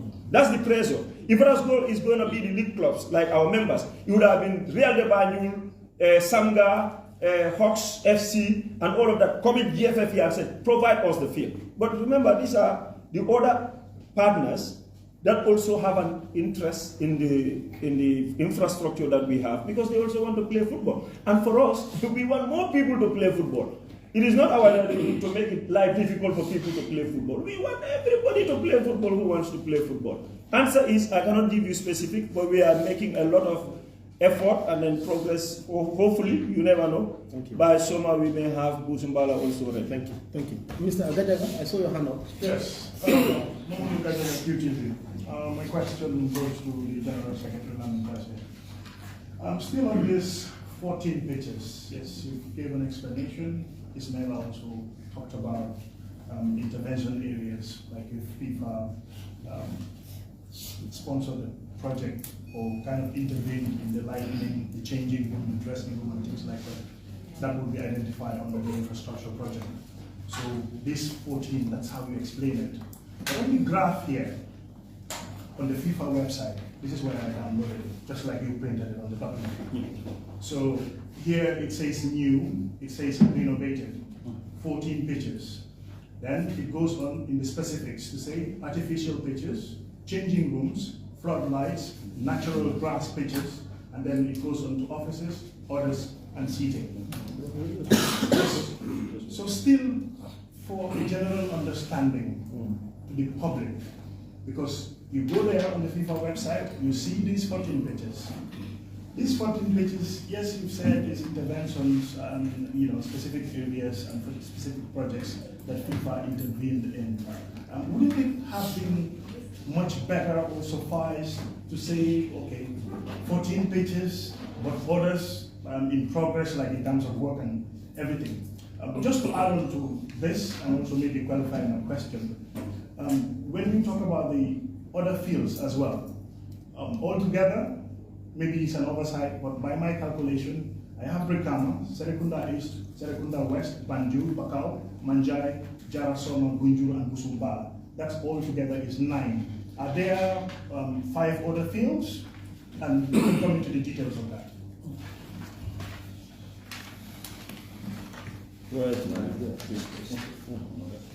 Okay. All right. Maybe you will get 2 answers, one from me and one from Ismaila. No, just for the on the graph. For the 14th page, I linked that to the graph.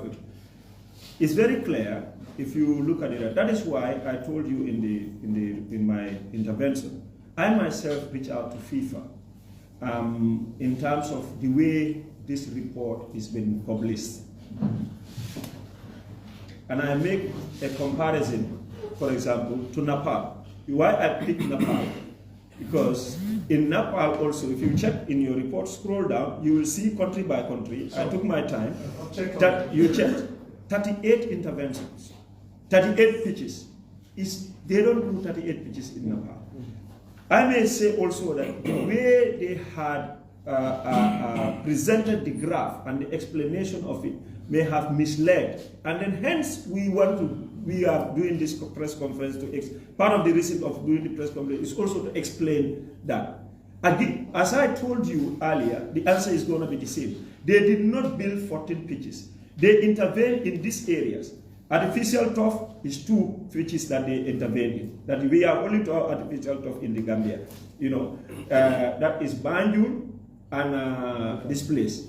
Jara Soma came, I was not here in 2016. Jara Soma was done before 2016. Before 2016. But I was not here in 2016. You remember I started 2018, which you know very well. Changing rooms. If you look at all these fields, all their changing rooms have been renovated, except for Manjai. And even Banjul in 2016, there has been some renovation in Manjai. So that's one element.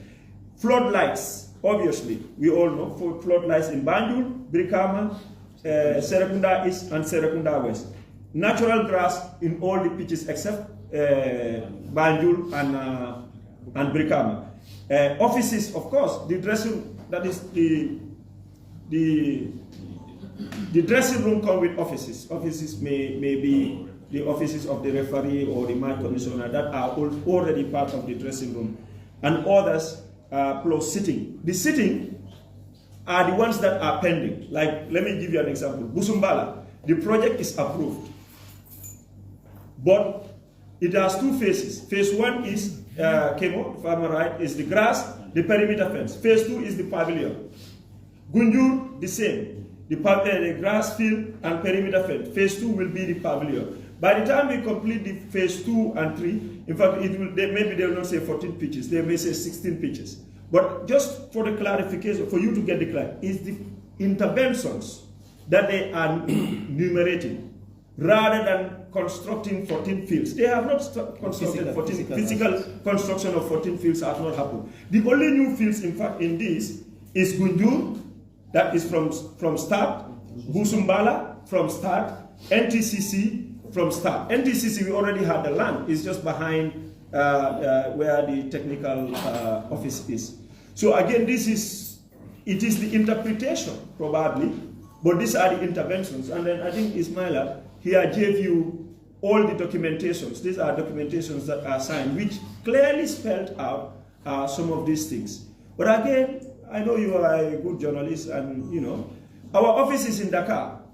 I am ready to provide information. So for this, I am ready to provide information to anybody, to contact them. If need be, you can even drive to Dakar and ask for FIFA office. They are there. And then ask them to explain to you, because this report is authored by them, what do you understand, your understanding of the 14 pitches, and for them to give you an explanation. Because it's the role of the journalist to make us understand things that we don't understand. So I think I have answered that. Ismaila, give me a quick one. Yeah, so. Okay, thank you very much, Brother Gajaga. Just like you mentioned, I have indicated these 5 regional fields did not even take off. So that's your difference. You understand? That's the regional fields. Yes. Can you go into specifics, which regions, and then upper region, the upper region was supposed to have, each of them were supposed to have one grass field with a perimeter fence. URR, CRR, LRR, NBR, WCR. During this application, 3 regions had their documentation done. But other 2 regions, if I can remember, I think CRR, they had an issue. That's why up to now this cannot take off, because it's part of the milestone that is required to ensure this project starts. That's why I mentioned about our land demarcation issue, challenges we have. Like example, you remember Serekunda East, Serekunda Central. The pit was supposed to be there. It did not happen because what happened, when we went to lay the foundation ceremony, the owner popped up. Regardless, we have the documentation we have submitted, the owner popped up, and that project was now shifted to back out. So similar situation, that is why these regional fields could not go. It's about the lack of documentation, because FIFA cannot spend funds those grounds when they don't have. And secondly, to help you to show that 14 PT is not possible for us to implement. Even the total approval for field is, you can see from your report, is $2 million. Yes, but what we actually received for projects was $1.3 million from the period 2016 to 2018. And it's like I was saying, the time the project also was approved was 2016. But the project implementation fund first came in 2018. That's why we have difference between approval and disbursement. They can approve the project, fine, said yes, we agreed on your proposals. But the following milestone must be attained. They have criteria, like I said, the MOU between you and the local authorities. They can be regional governors or the sports committees in the various regions that are responsible to the fields. For example, we know the issue that was mounted in Brikama. 2 ownerships to face when it was time to sign. If native of Brikama here, they know what I mean. We all understand. These 2 ownerships, when they surfaced, we could not sign. That also affected the delay of the final project, which I saw was the 019 SOA. Equally, Serekunda East. Serekunda East, there was a change in leadership. The previous committee which was there, that when we started the first project, that was 2016 proposal project, was different from when the 2018 project came in. When it was approved, now a new executive was in place. The new executive did not sign at that point in time up to recent. But you can also counter-check with all these committees that I'm referring to. Thank you. So this is the challenge for us to understand. Thank you. Let's take another question. Yeah. Thank you very much. Good afternoon. Honorable Jamba, Q Radio. I think I have 2 questions for the GS and 1 for Ismaila. Still on the issue of this 14 pitches, you made mention of the Federation writing to FIFA to, of course, do 14 interventions, in which you also made mention of seeing that and contacting FIFA. Because after the issue of the 14 pitches came out, it has generated a lot of talk across the country, because Gambians are concerned that these 14 pitches are absolutely not in existence, which you confirmed. Now, after contacting FIFA, did they respond to you to state that, oh, we got it wrong this way, what you said is right? That is one question. The second question is, you made mention of the interventions happening 3 times in Banjul, the perimeter fence, the pitch, and the toilet. As we speak, the state of the turf in Banjul is absolutely in a very big problem, and very soon our players might be prone to picking up injuries in that turf.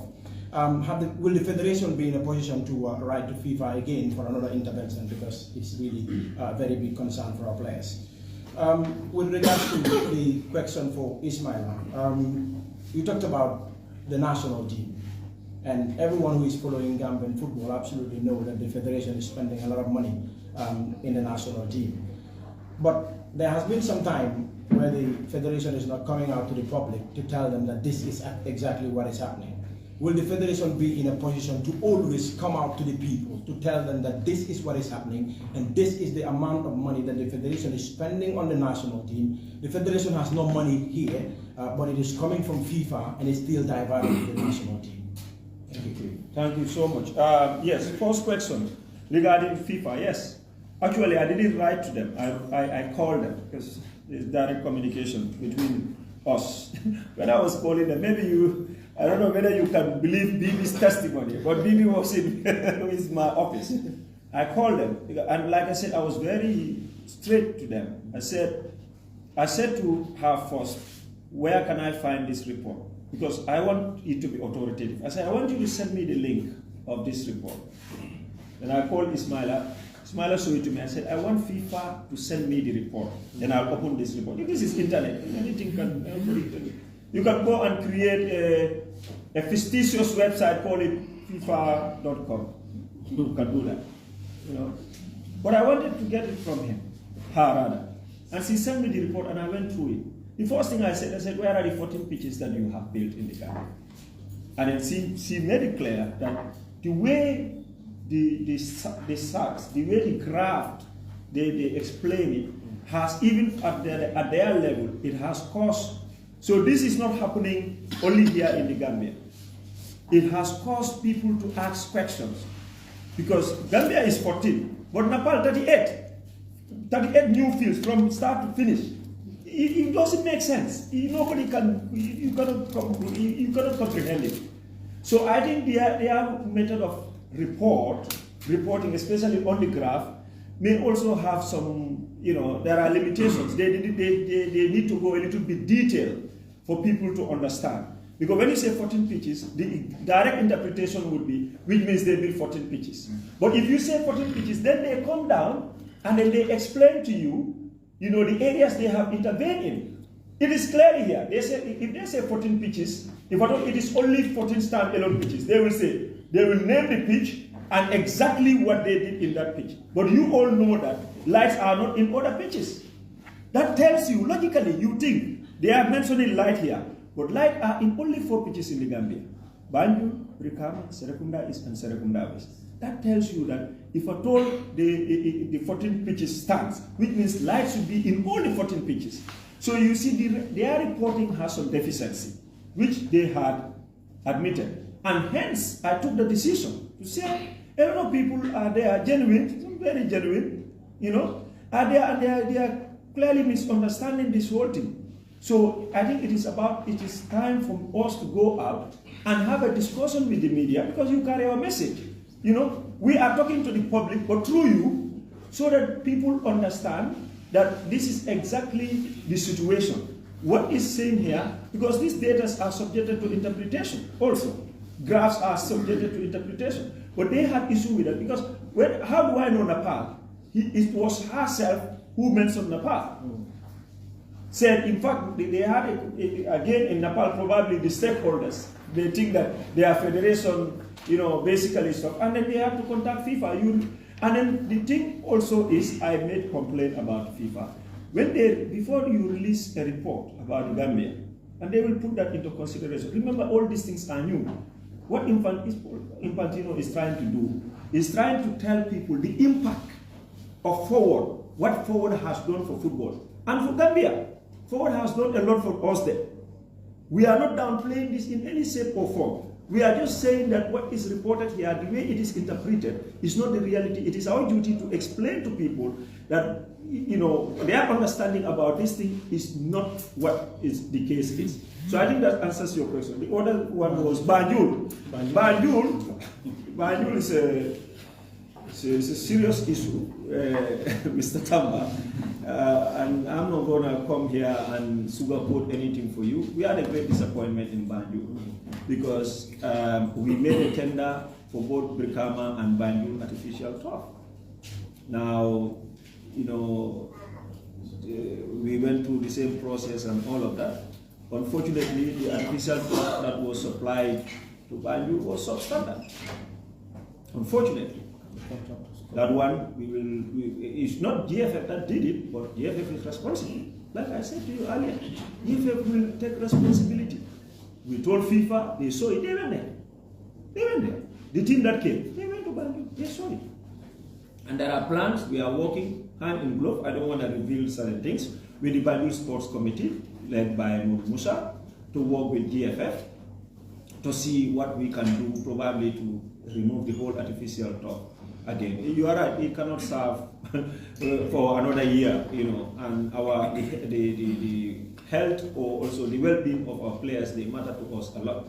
So basically, this is the plan that we have for Banjul.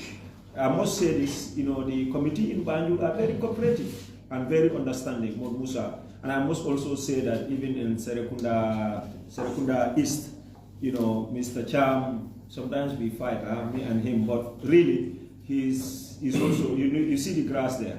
But again, if we are not careful, even if you bring European standard grass, artificial turf in Banjul, if we don't reduce the number of matches there, my brother, it will not survive. So that is why, again, this may address BB's point, we need more fields, in fact. We need more fields because this country is growing, player pool is growing, we are increasing teams, third divisions are coming, now academies are also coming up, they have an academy association and all of that. People want to play football.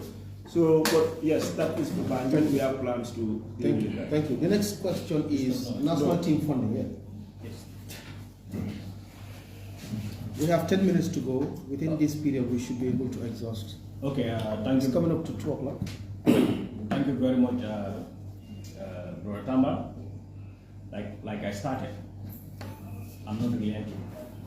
And this is why anytime I go on any platform, I said it's either you invite me or you come to my office. Because the reason being, I cannot tell people actually how far am I going in terms of my expenditure. But you have a lot of followers. Provided my followers here will be the primary stakeholders. And that will happen on every year. But you guys, you men and women in media, coming forward to gather the information that you require for the general public, will help the growth of not the federation, but football in the Gambia. Because we cannot do it. We have to do it collectively. So national team, as is concerned, it's our obligation to come. Look, if I sit on information, how would I get the help? I remember my first presentation when I said the national team, by then I paid $1,000 on our platform. And this is a lot of numerous calls. They said they never knew. But equally, from the 1,000 euros, we went to 2,000 euros. How many people also knew that? Now, from that 2,000 euros, we are migrating from 2,000 euros to 5,000 euros. Can the GFF sustain that? Do we even have it? When, one, it was not even our mandate. Because national team is an outcome of development of football. So anytime we spend on the outcome of football, which is national team, that means we are suppressing the development of football. And people can sympathize, people can come forward based on the fact of having information differently from us. How many people will doubt if I sit on the GFF platform? If I go to another platform, maybe they will even associate that because they are related to me or they are my friends. This is why I always encourage men in sport to come forward. Because together, we will be able to move the milestone in this country. But like we are saying, you also have to understand that it takes time to change culture in offices. I am happy recently the executive through the intervention of the secretary, approval are granted now for the responsible centers to respond to concern and queries. That's beautiful. This happens everywhere. Because I even see some people say, no, you are the senior finance manager, but who have the data of what is happening? There is PR component, but there is also what we call accuracy in terms of accountability and transparency. I cannot pawn figures. If I give you a wrong figure, I need to provide what? The document to you. And moreover also, in addition to the field, 2 years in arrears before the field kickoffs, those variance period, those variations that have been created before when the project was approved and being implemented also, is costly to the project implementation. We have to acknowledge what was costing in 2016, and when the first fund came in 2018 to start the project, what happened? Everything changes. If you are not into construction, obviously you have a family where you were buying a bag of rice or cash power. You know actually how much it cost in 2016 and in 2018, which has a variation period with a gap of the inflation rate. This also affects the projects. Because when those things happen, you cannot go back to FIFA and tell them, I have this much variation period. It can only happen at the end of the implementation of the project. So this also are another challenges that the GFF and the contractors went through. But like we said, we learned from the first phase, which is the project of the 2016. And believe me or not, even if we have not done it 100% well, we've actually improved when we were implementing in 2022. Like I'm telling you, a project that was approved in 2018, the first remittance came in 2022 for $480,000. As we speak from that 2022 to date, we are in what? 2024. We've not received the second milestone of that fund. Are the cost of those materials required to do those jobs, are they still the same? So this is why I said our interaction, our interface will definitely help not only the federation, but even the how do you call it, the public. Moreover, you, the men in sports. Today, if we have generated more income, the AFCON is called, for example, more income, probably the entire the men in sports here probably could have been all able to travel to AFCON. Right now, that question is not possible because we already see the inflow that is coming. So these are some of the things that when we don't communicate, it becomes challenging. Right. Thank you, Mr. Njai. Thank you. Yes. Kefatu. We will take 3 more questions. My name is Landin Sise from Kefatu. My question is not basically going to be on the 14 years, yes. It's going to be on the travels, 15.7% from 2016 to 2022. Okay. Don't the GFF, think that, some of the travels with the national team is unnecessary based on the money spent on it from 2016 to 20, based on the money approved from 2016 to 2022, which is about 1.6 million US dollar.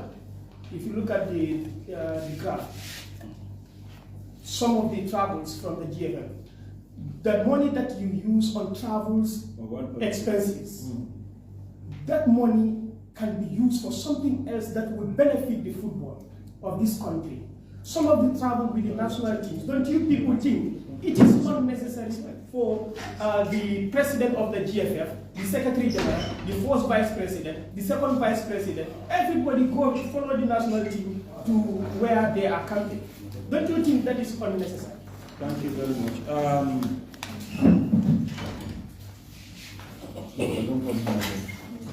Thank you very much for your question. Thank you, you are talking about the travel that is. You are talking about the travel support of the money that is spent on FIFA for travel support.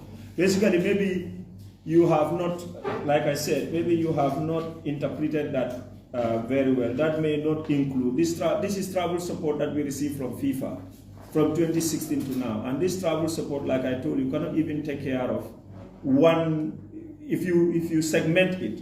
So, like for example, now from 2016 to now is how many years? 7. Divide this 7 by 1.3 million. Then it will give you the travel support that GFF is receiving from FIFA. I explained that in my opening remark. This is just a token to say That is the travel, and this travel support, it comes in two different ways. It may be for the national teams travel, but it could also mean, you know, when our league clubs travel now from Jara Soma to that, we give them support. So it could mean any of those things. Now, specifically, maybe your question should have just been, why is the General Secretary and the President and the second Vice President, or you said the first following with the national team?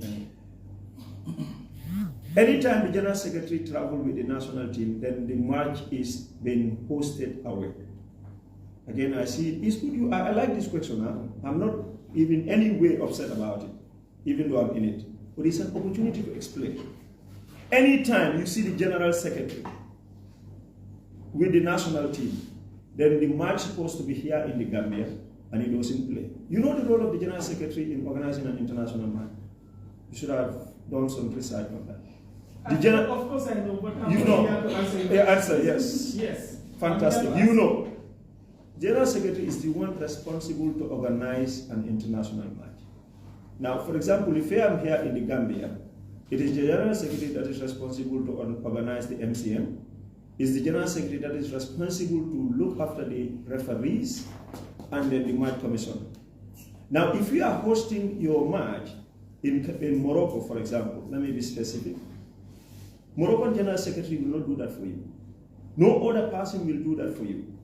When those guests arrive, the visiting team and all of that, is the role of the General Secretary to ensure that he is there and they are looked after as per the regulation of the tournament, which is that we have to, for international matches, A-team, international matches, and all categories, you have to ensure that they are in a hotel, you have to ensure they have a boss, you have to ensure they have an official car, you have to ensure their security. The match commissioner doesn't talk to anybody, it's you. Things that he needs is you. So when we happen to host a match away, the General Secretary and his team, you see, anybody that works in the GFF as a staff supports the General Secretary. Football administration is different from other administrations. I hope you are listening to your answer. Right? Okay. So for the president, my brother, tell me one national team that travels, that does not go with their president. President is the legal head of the institution. It was explained the second vice president is the chairman of the technical and development committee, is the chairman of the competitions committee. And he's by profession also. He is a coach. It was perfectly okay for the coach and for the technical team, for Mr. Fight to be part of their delegation. In fact, for him, he's a permanent fixture in the national team group. So probably the people who travel with the national team should be the president. But they are traveling there for a reason. And anytime the national team travels, they travel with the government staff. Do you find that out as well? The national team is the team of the nation. You just don't send them like that, right, that with the coach and the technician. You don't do that. People must be administratively responsible for them and to ensure that, you know, all the process. So, like every team, anytime you hear Gambia play outside, whether you know it or not, a government official is in the delegation. GFF president is not in all matches, but occasionally GFF president goes. Anytime you see me there, know that they are organizing out. Or they are there and there's a problem here. They are there, they need something here, and it needs to get to them quickly. Then the General Secretary sometimes get those things to them. That happened on few occasions. But to answer your question, because this is I'll see it on social media. Why are they all there? But I can tell you, GFF is not a crazy organization. We have people, responsible people here. Let me finish. There are responsible people here. Your name, I don't know. London. There are responsible people here. So they will not just put all the time, General Secretary, wow, you get into the plane. No, it doesn't work like that. You must be there for a purpose. For example, now they are in a training camp in Saudi Arabia. I have a function here, I'm not there. But that is a training camp. It's not it's not a formal match to which will require me to end so. Because if anything happens, CAF is me they will contact. It's me they communicate. Every communication you see from CAF or FIFA or WAFU for anyone, it goes through the General Secretary. It's not Lamin Jazz, it's the position. Even if I leave, another person comes, he's going to have the same.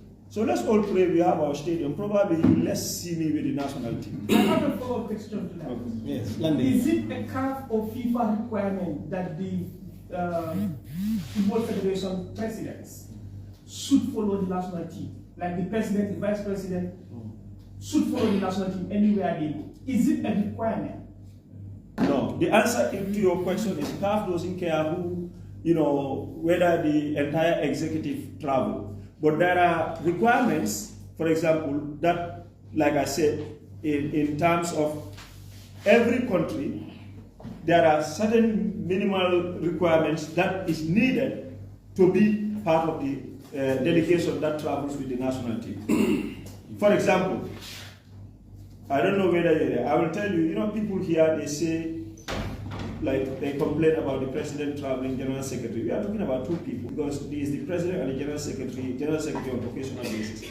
When we play with Ivory Coast in Tanzania, their technical team is 25 people. Technical, I'm not saying players, the technical team is 25 people. I asked the team manager, because I was doing the accreditation, I just give them the normal standard, players, 30 players and 10 officials. Why are you traveling with these 25 team managers? Since that was not just the case, anywhere they go. And I can tell you, the president was there, the vice president was there, and people, our stadium has not been operational for a long time. All the international matches that are played here in the Gambia, teams that come here to play, they come with their presidents. The president of the Gambia Football Federation is the head. And sometimes the president going with the national team is against his own will, but because you don't know, there are certain things we cannot reveal here. National team management is not also easy there. It's not easy. There are demands here and there. I hope maybe some of these guys who travel with us, they will tell you, it's not easy, my brother, landing. So we will have to have a figure there when tension wants to erupt, at least they will be able to manage those crises. There's always crisis. And in national teams, of course, it's always the case. So they are not there just for the sake of it. Sometimes, in fact, I will force you have to go because the situation on the ground, you have to be there. But to tell you the truth, Gambia traveled with the least delegation in Africa. In Africa, you go and see Senegal, their delegation. I don't want to get examples far away. Guinea-Bissau, these are maybe our contemporaries. Guinea. You go, try to do some research. Maybe don't take my answer for anything, but do some research and see. So yes, and tournaments is a sacrosanct. Tournaments, you cannot go to tournament and leave your general secretary and your president away. They are the key of the federation. If there is any problem, the first point of call is to the general secretary. General secretary's first point of call is to the president. So they are there for a purpose, landing. And they travel there for a purpose, and what the reference to the questions, let me finish. The reference to the question is the 1.3. This 1.3 does not account for, it's not included in the travel of the president and the general secretary. Most of the time, the travel of the general secretary and the president is not even funded by the government also. Let me make that clear. Ismaila will tell you. That is a GFF thing that GFF deals with. I hope that answers your question. Yeah, thank you very much. Yes, for that clarification. Barbaro has a question. I have two short questions for the General Secretary and that of Mr. Jai. Yes, Mr. Jassy, can one specifically now says that, according to Lamin Jassy, the reports on the 14th pitches built by FIFA in the Gambia is confirmed? That is not the way you say it. Probably that's the way I want to answer. I want to ask it. You can answer the way you want. Okay. No, you wouldn't. They did not build. Yes, on record, they did not build 14 pitches. They did not build 14 pitches. I think you got the answer.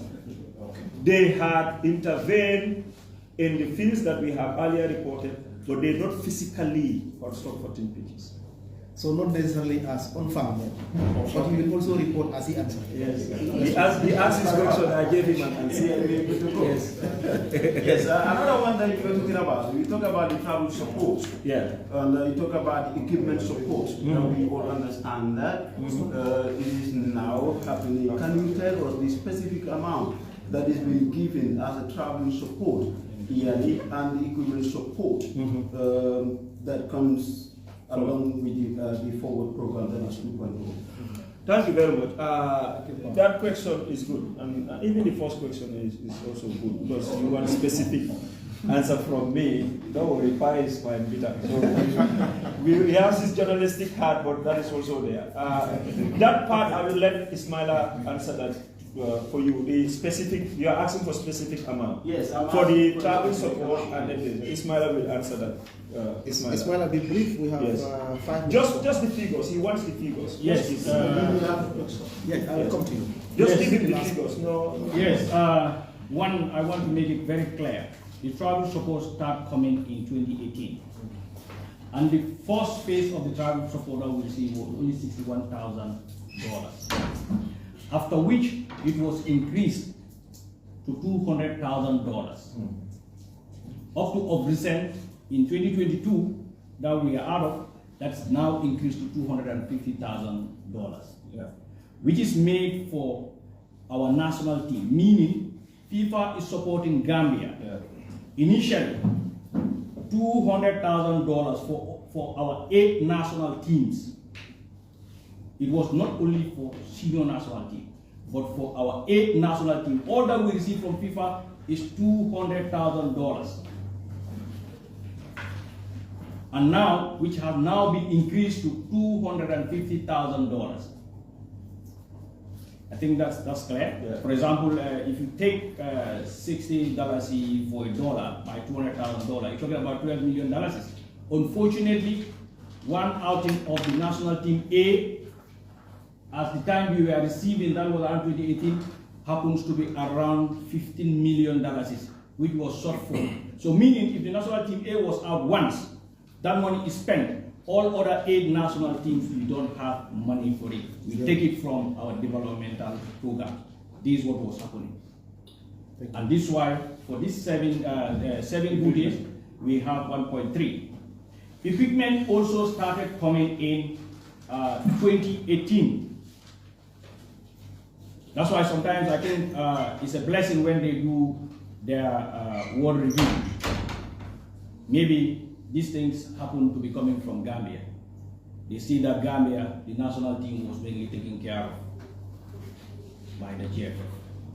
Because from all the recommendations and observations, that is where they also re-strategize. Because when they see constantly Gambia is using part of its funding for the national team. Likewise, the equipment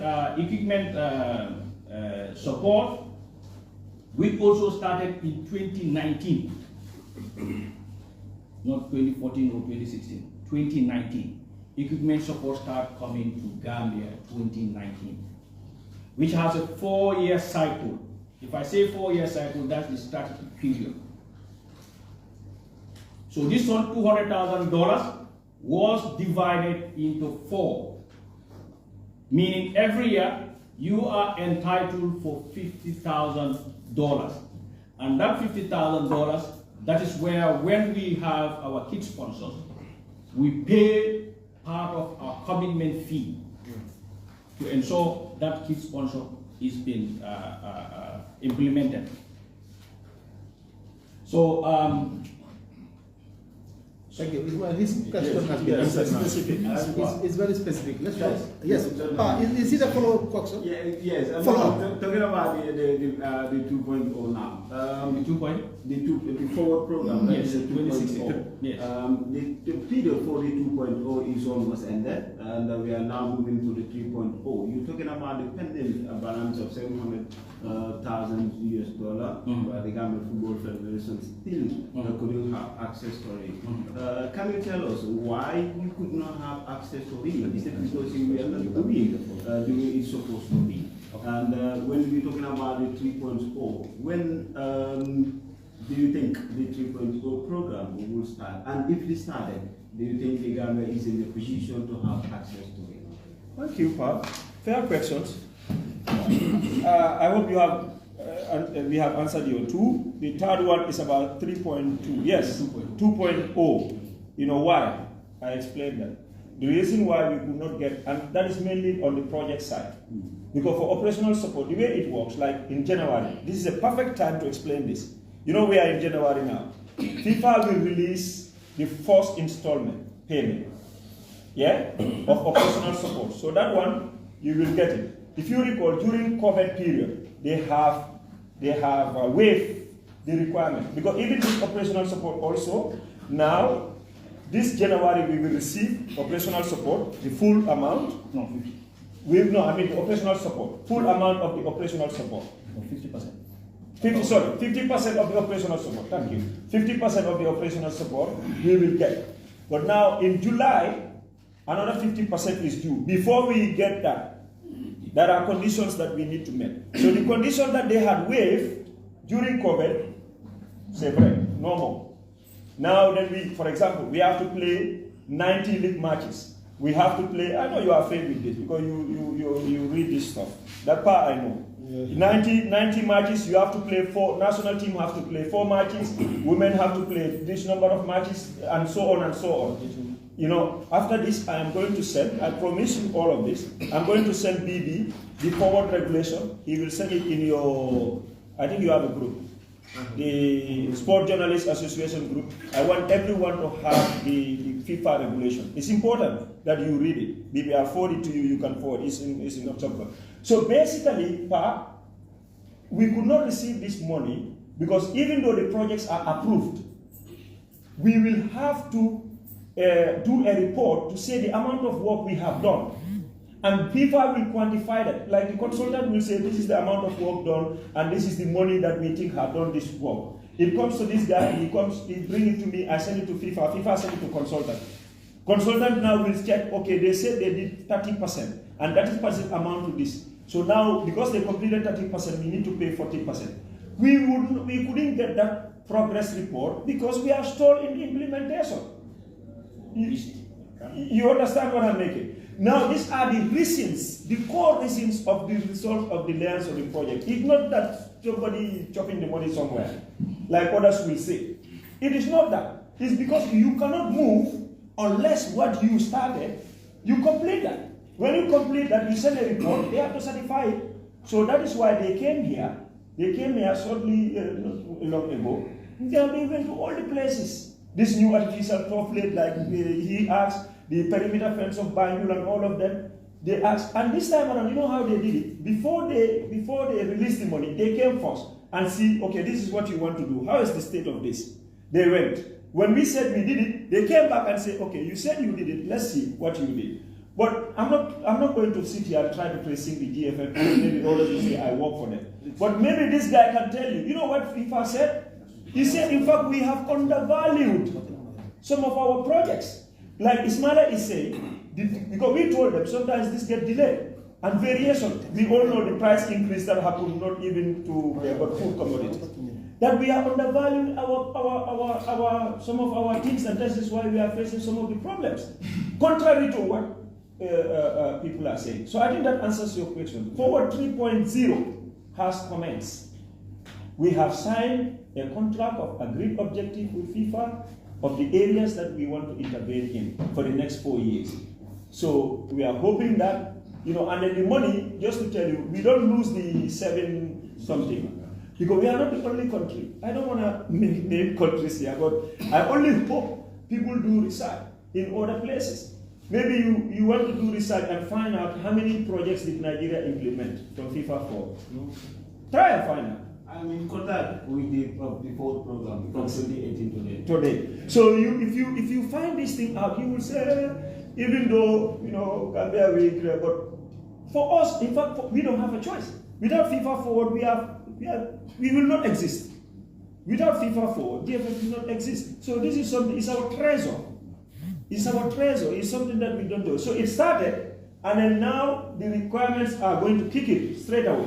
So which means you don't get that first payment for free anymore. Because during the COVID, they waived it, so whether national team play 4 matches or not, you will get it. Now, February, May, in fact it's April, me and Ismaila and KMO and all these people here would have to write a report to say we have played 4 matches for the national team, women, U17, U15, referees training 10. We have also, even they went further. Let me tell you a new regulation in the 2.2 is governance. So governance is there, like what we are saying. Have you done your AGM? Have you, is your books accounted? Did you have safeguarding regulations? Like for example, like kids, academies. All of these new things. So every year, and this also, I'm sure you will remember when we published it, when me and the president went to France, because you know what, we try to even publish all of that. That whenever we travel, especially to attend this, we will explain it for the people to know, because we felt that they need to know. We went there, we had a consultation meeting, we looked at the regulation, we agreed on it, and we also done the contract for agreed objective. It is signed, it is given to them. So basically now for 3.2 has started, so we can access our 700 and whatever money is there. But not just like that. Again, we will have to send a report of the completion of these projects. Thank you, yes. Thank you. Yes, yes. Yes, thank you. My name is Sadio Estambu from N24. Fine, the GS, you have clarified that the 14 pitches, as many people assume, is not the physical pitch when it comes to quantity. It talks about the number of times you've intervened with FIFA, 14 times, and Nepal, you said 38 times. I was thinking, would it have been wiser to at least focus, like what Bibi said, let's say for instance, Serekunda East, you focus on that one instead of touching on Brikama, Banjul and the other aspects in the other field. So that let's say people can say, yes, here we are in the Gambia and we are feeling the forward money, because there is a standard mini stadium where the Scorpions can even play instead of going out to play in Senegal. The last time we played in chess, the capacity is not bigger than some of the parts in the Gambia. So we are about to witness the 3.0. Will it be a lesson for GFF at least to say, instead of having this 14 number of times of intervening with FIFA on this project, whether they are not going to allow you to start a project on scratch, but there are parts that can be renovated and the capacities can be expanded, so that the next time the stadium is not fit for purpose, you can use those parts.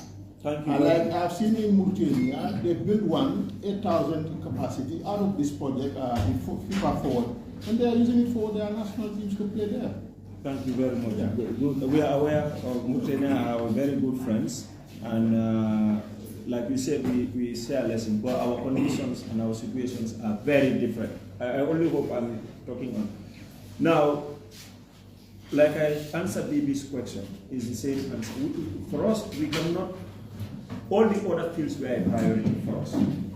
We could not restrict ourselves into only 7 that you were talking about. However, you said, I hope this is going to be a lesson learned. Even what we have done, we learned a lot of lessons in it. And we have even taken a resolution. That is why, if you follow us and follow our things we do as far as projects are concerned, we are not having any new project again, unless this project that we laced are completed. So whatever funds that we receive from FIFA now is to complete these projects. We are not going into any project. The independent stadium, I hear that a lot. I'm glad you mentioned it. FIFA cannot intervene in the independent stadium. Condition of FIFA's intervention in any project is for you to cede ownership to them. That is it. You have to cede ownership to them. This independent stadium is the property of the government of the Gambia. No, I'm just saying, for example, Mauritania, the federation, they have a desk officer in the office of the president, and their budget is funded by the Mauritanian government. Okay, I just sorry. Allow me to answer. No, let me just clear that. What I heard is that when Mauritania realized that they were out of venues to host international matches, yes, then came the FIFA for in 2016-17. Whether the desk officer in the president's office was very influential, but according to what I read, the 8,000 capacity that they did in Nouakchott was completely free from the forward money that they received. Yeah, they can do that. If you allow me to learn, I would have exhausted why that is possible. That is possible because they don't use their FIFA forward money for their national team. They don't use their FIFA forward money for any other thing. So some countries, that's what they do. So for example, like you are right now for 3.0, we are allocated, you are entitled to $3 million US. Now, if you can justify, you can take all these $3 million US at once. Now, if for example, let's say Ghana, they just want to build a mini stadium, out of the 3 point something, they can get it. But we cannot afford that. Because if we take all these 3.6 million, we'll close Gambia Football Federation. Because part of the support that we are giving the national team, we do special projects, and those special projects come from this, will come from this $3 million. So you see the constraints. Now for Mauritania, they can afford it because there is somewhere that they need to spend and they are not spending. Someone is taking care of that. I cannot compare us with Morocco. That's why I don't even want to go there. This support that Morocco is giving to, it's not only us that Morocco is supporting. I'm sure you know a lot of countries are playing their international matches in Morocco because their stadiums are banned equally. As we speak, Africa, we have 20 countries that don't play matches in their own country. Morocco is using it as sport diplomacy. People have different use for it. They will use that fund and help Gambia, help other countries, help Guinea-Bissau, help Conakry, help Cape Verde, help Burundi, those are the countries that, because for them, it's a massive investment in sports, as far as football is concerned. So that is the case. Our situation is unique. So that is why the pick and choose is not available to us. We can do it, but the consequences of the pick and choose will be more dire than what we are doing now. So it's like you are between the devil and the hard place. Where do you go? That is the situation that we are. That's why I tell people every day is crisis management because of the limited resources. Gambia, we are endowed with talent. The passion of football in this country is unmatched. But our problem is resources. We don't have the resources. And then because of that lack of resources, that is why, in fact, what we are able to do. In fact, we should be proud that this lack of resources, but we are still making headlines. We are making headlines on and off the pitch. So I think that's the answer to your question. But like when you compare also country to country, you also compare what obtains in that country and what obtains in yours, so that people can be able to make a fair judgment. That's why I also tell you what is happening in Mauritania as far as the support from the government is concerned. Thank you, yes. Thank you. Thank you very much. I think now we have come to the end of this event. We just, as usual, just do hope that what is being deliberated here would exactly be relayed in our various establishments and platforms. And further, thank you very much for coming. Occasions like this, we need you to reach the general.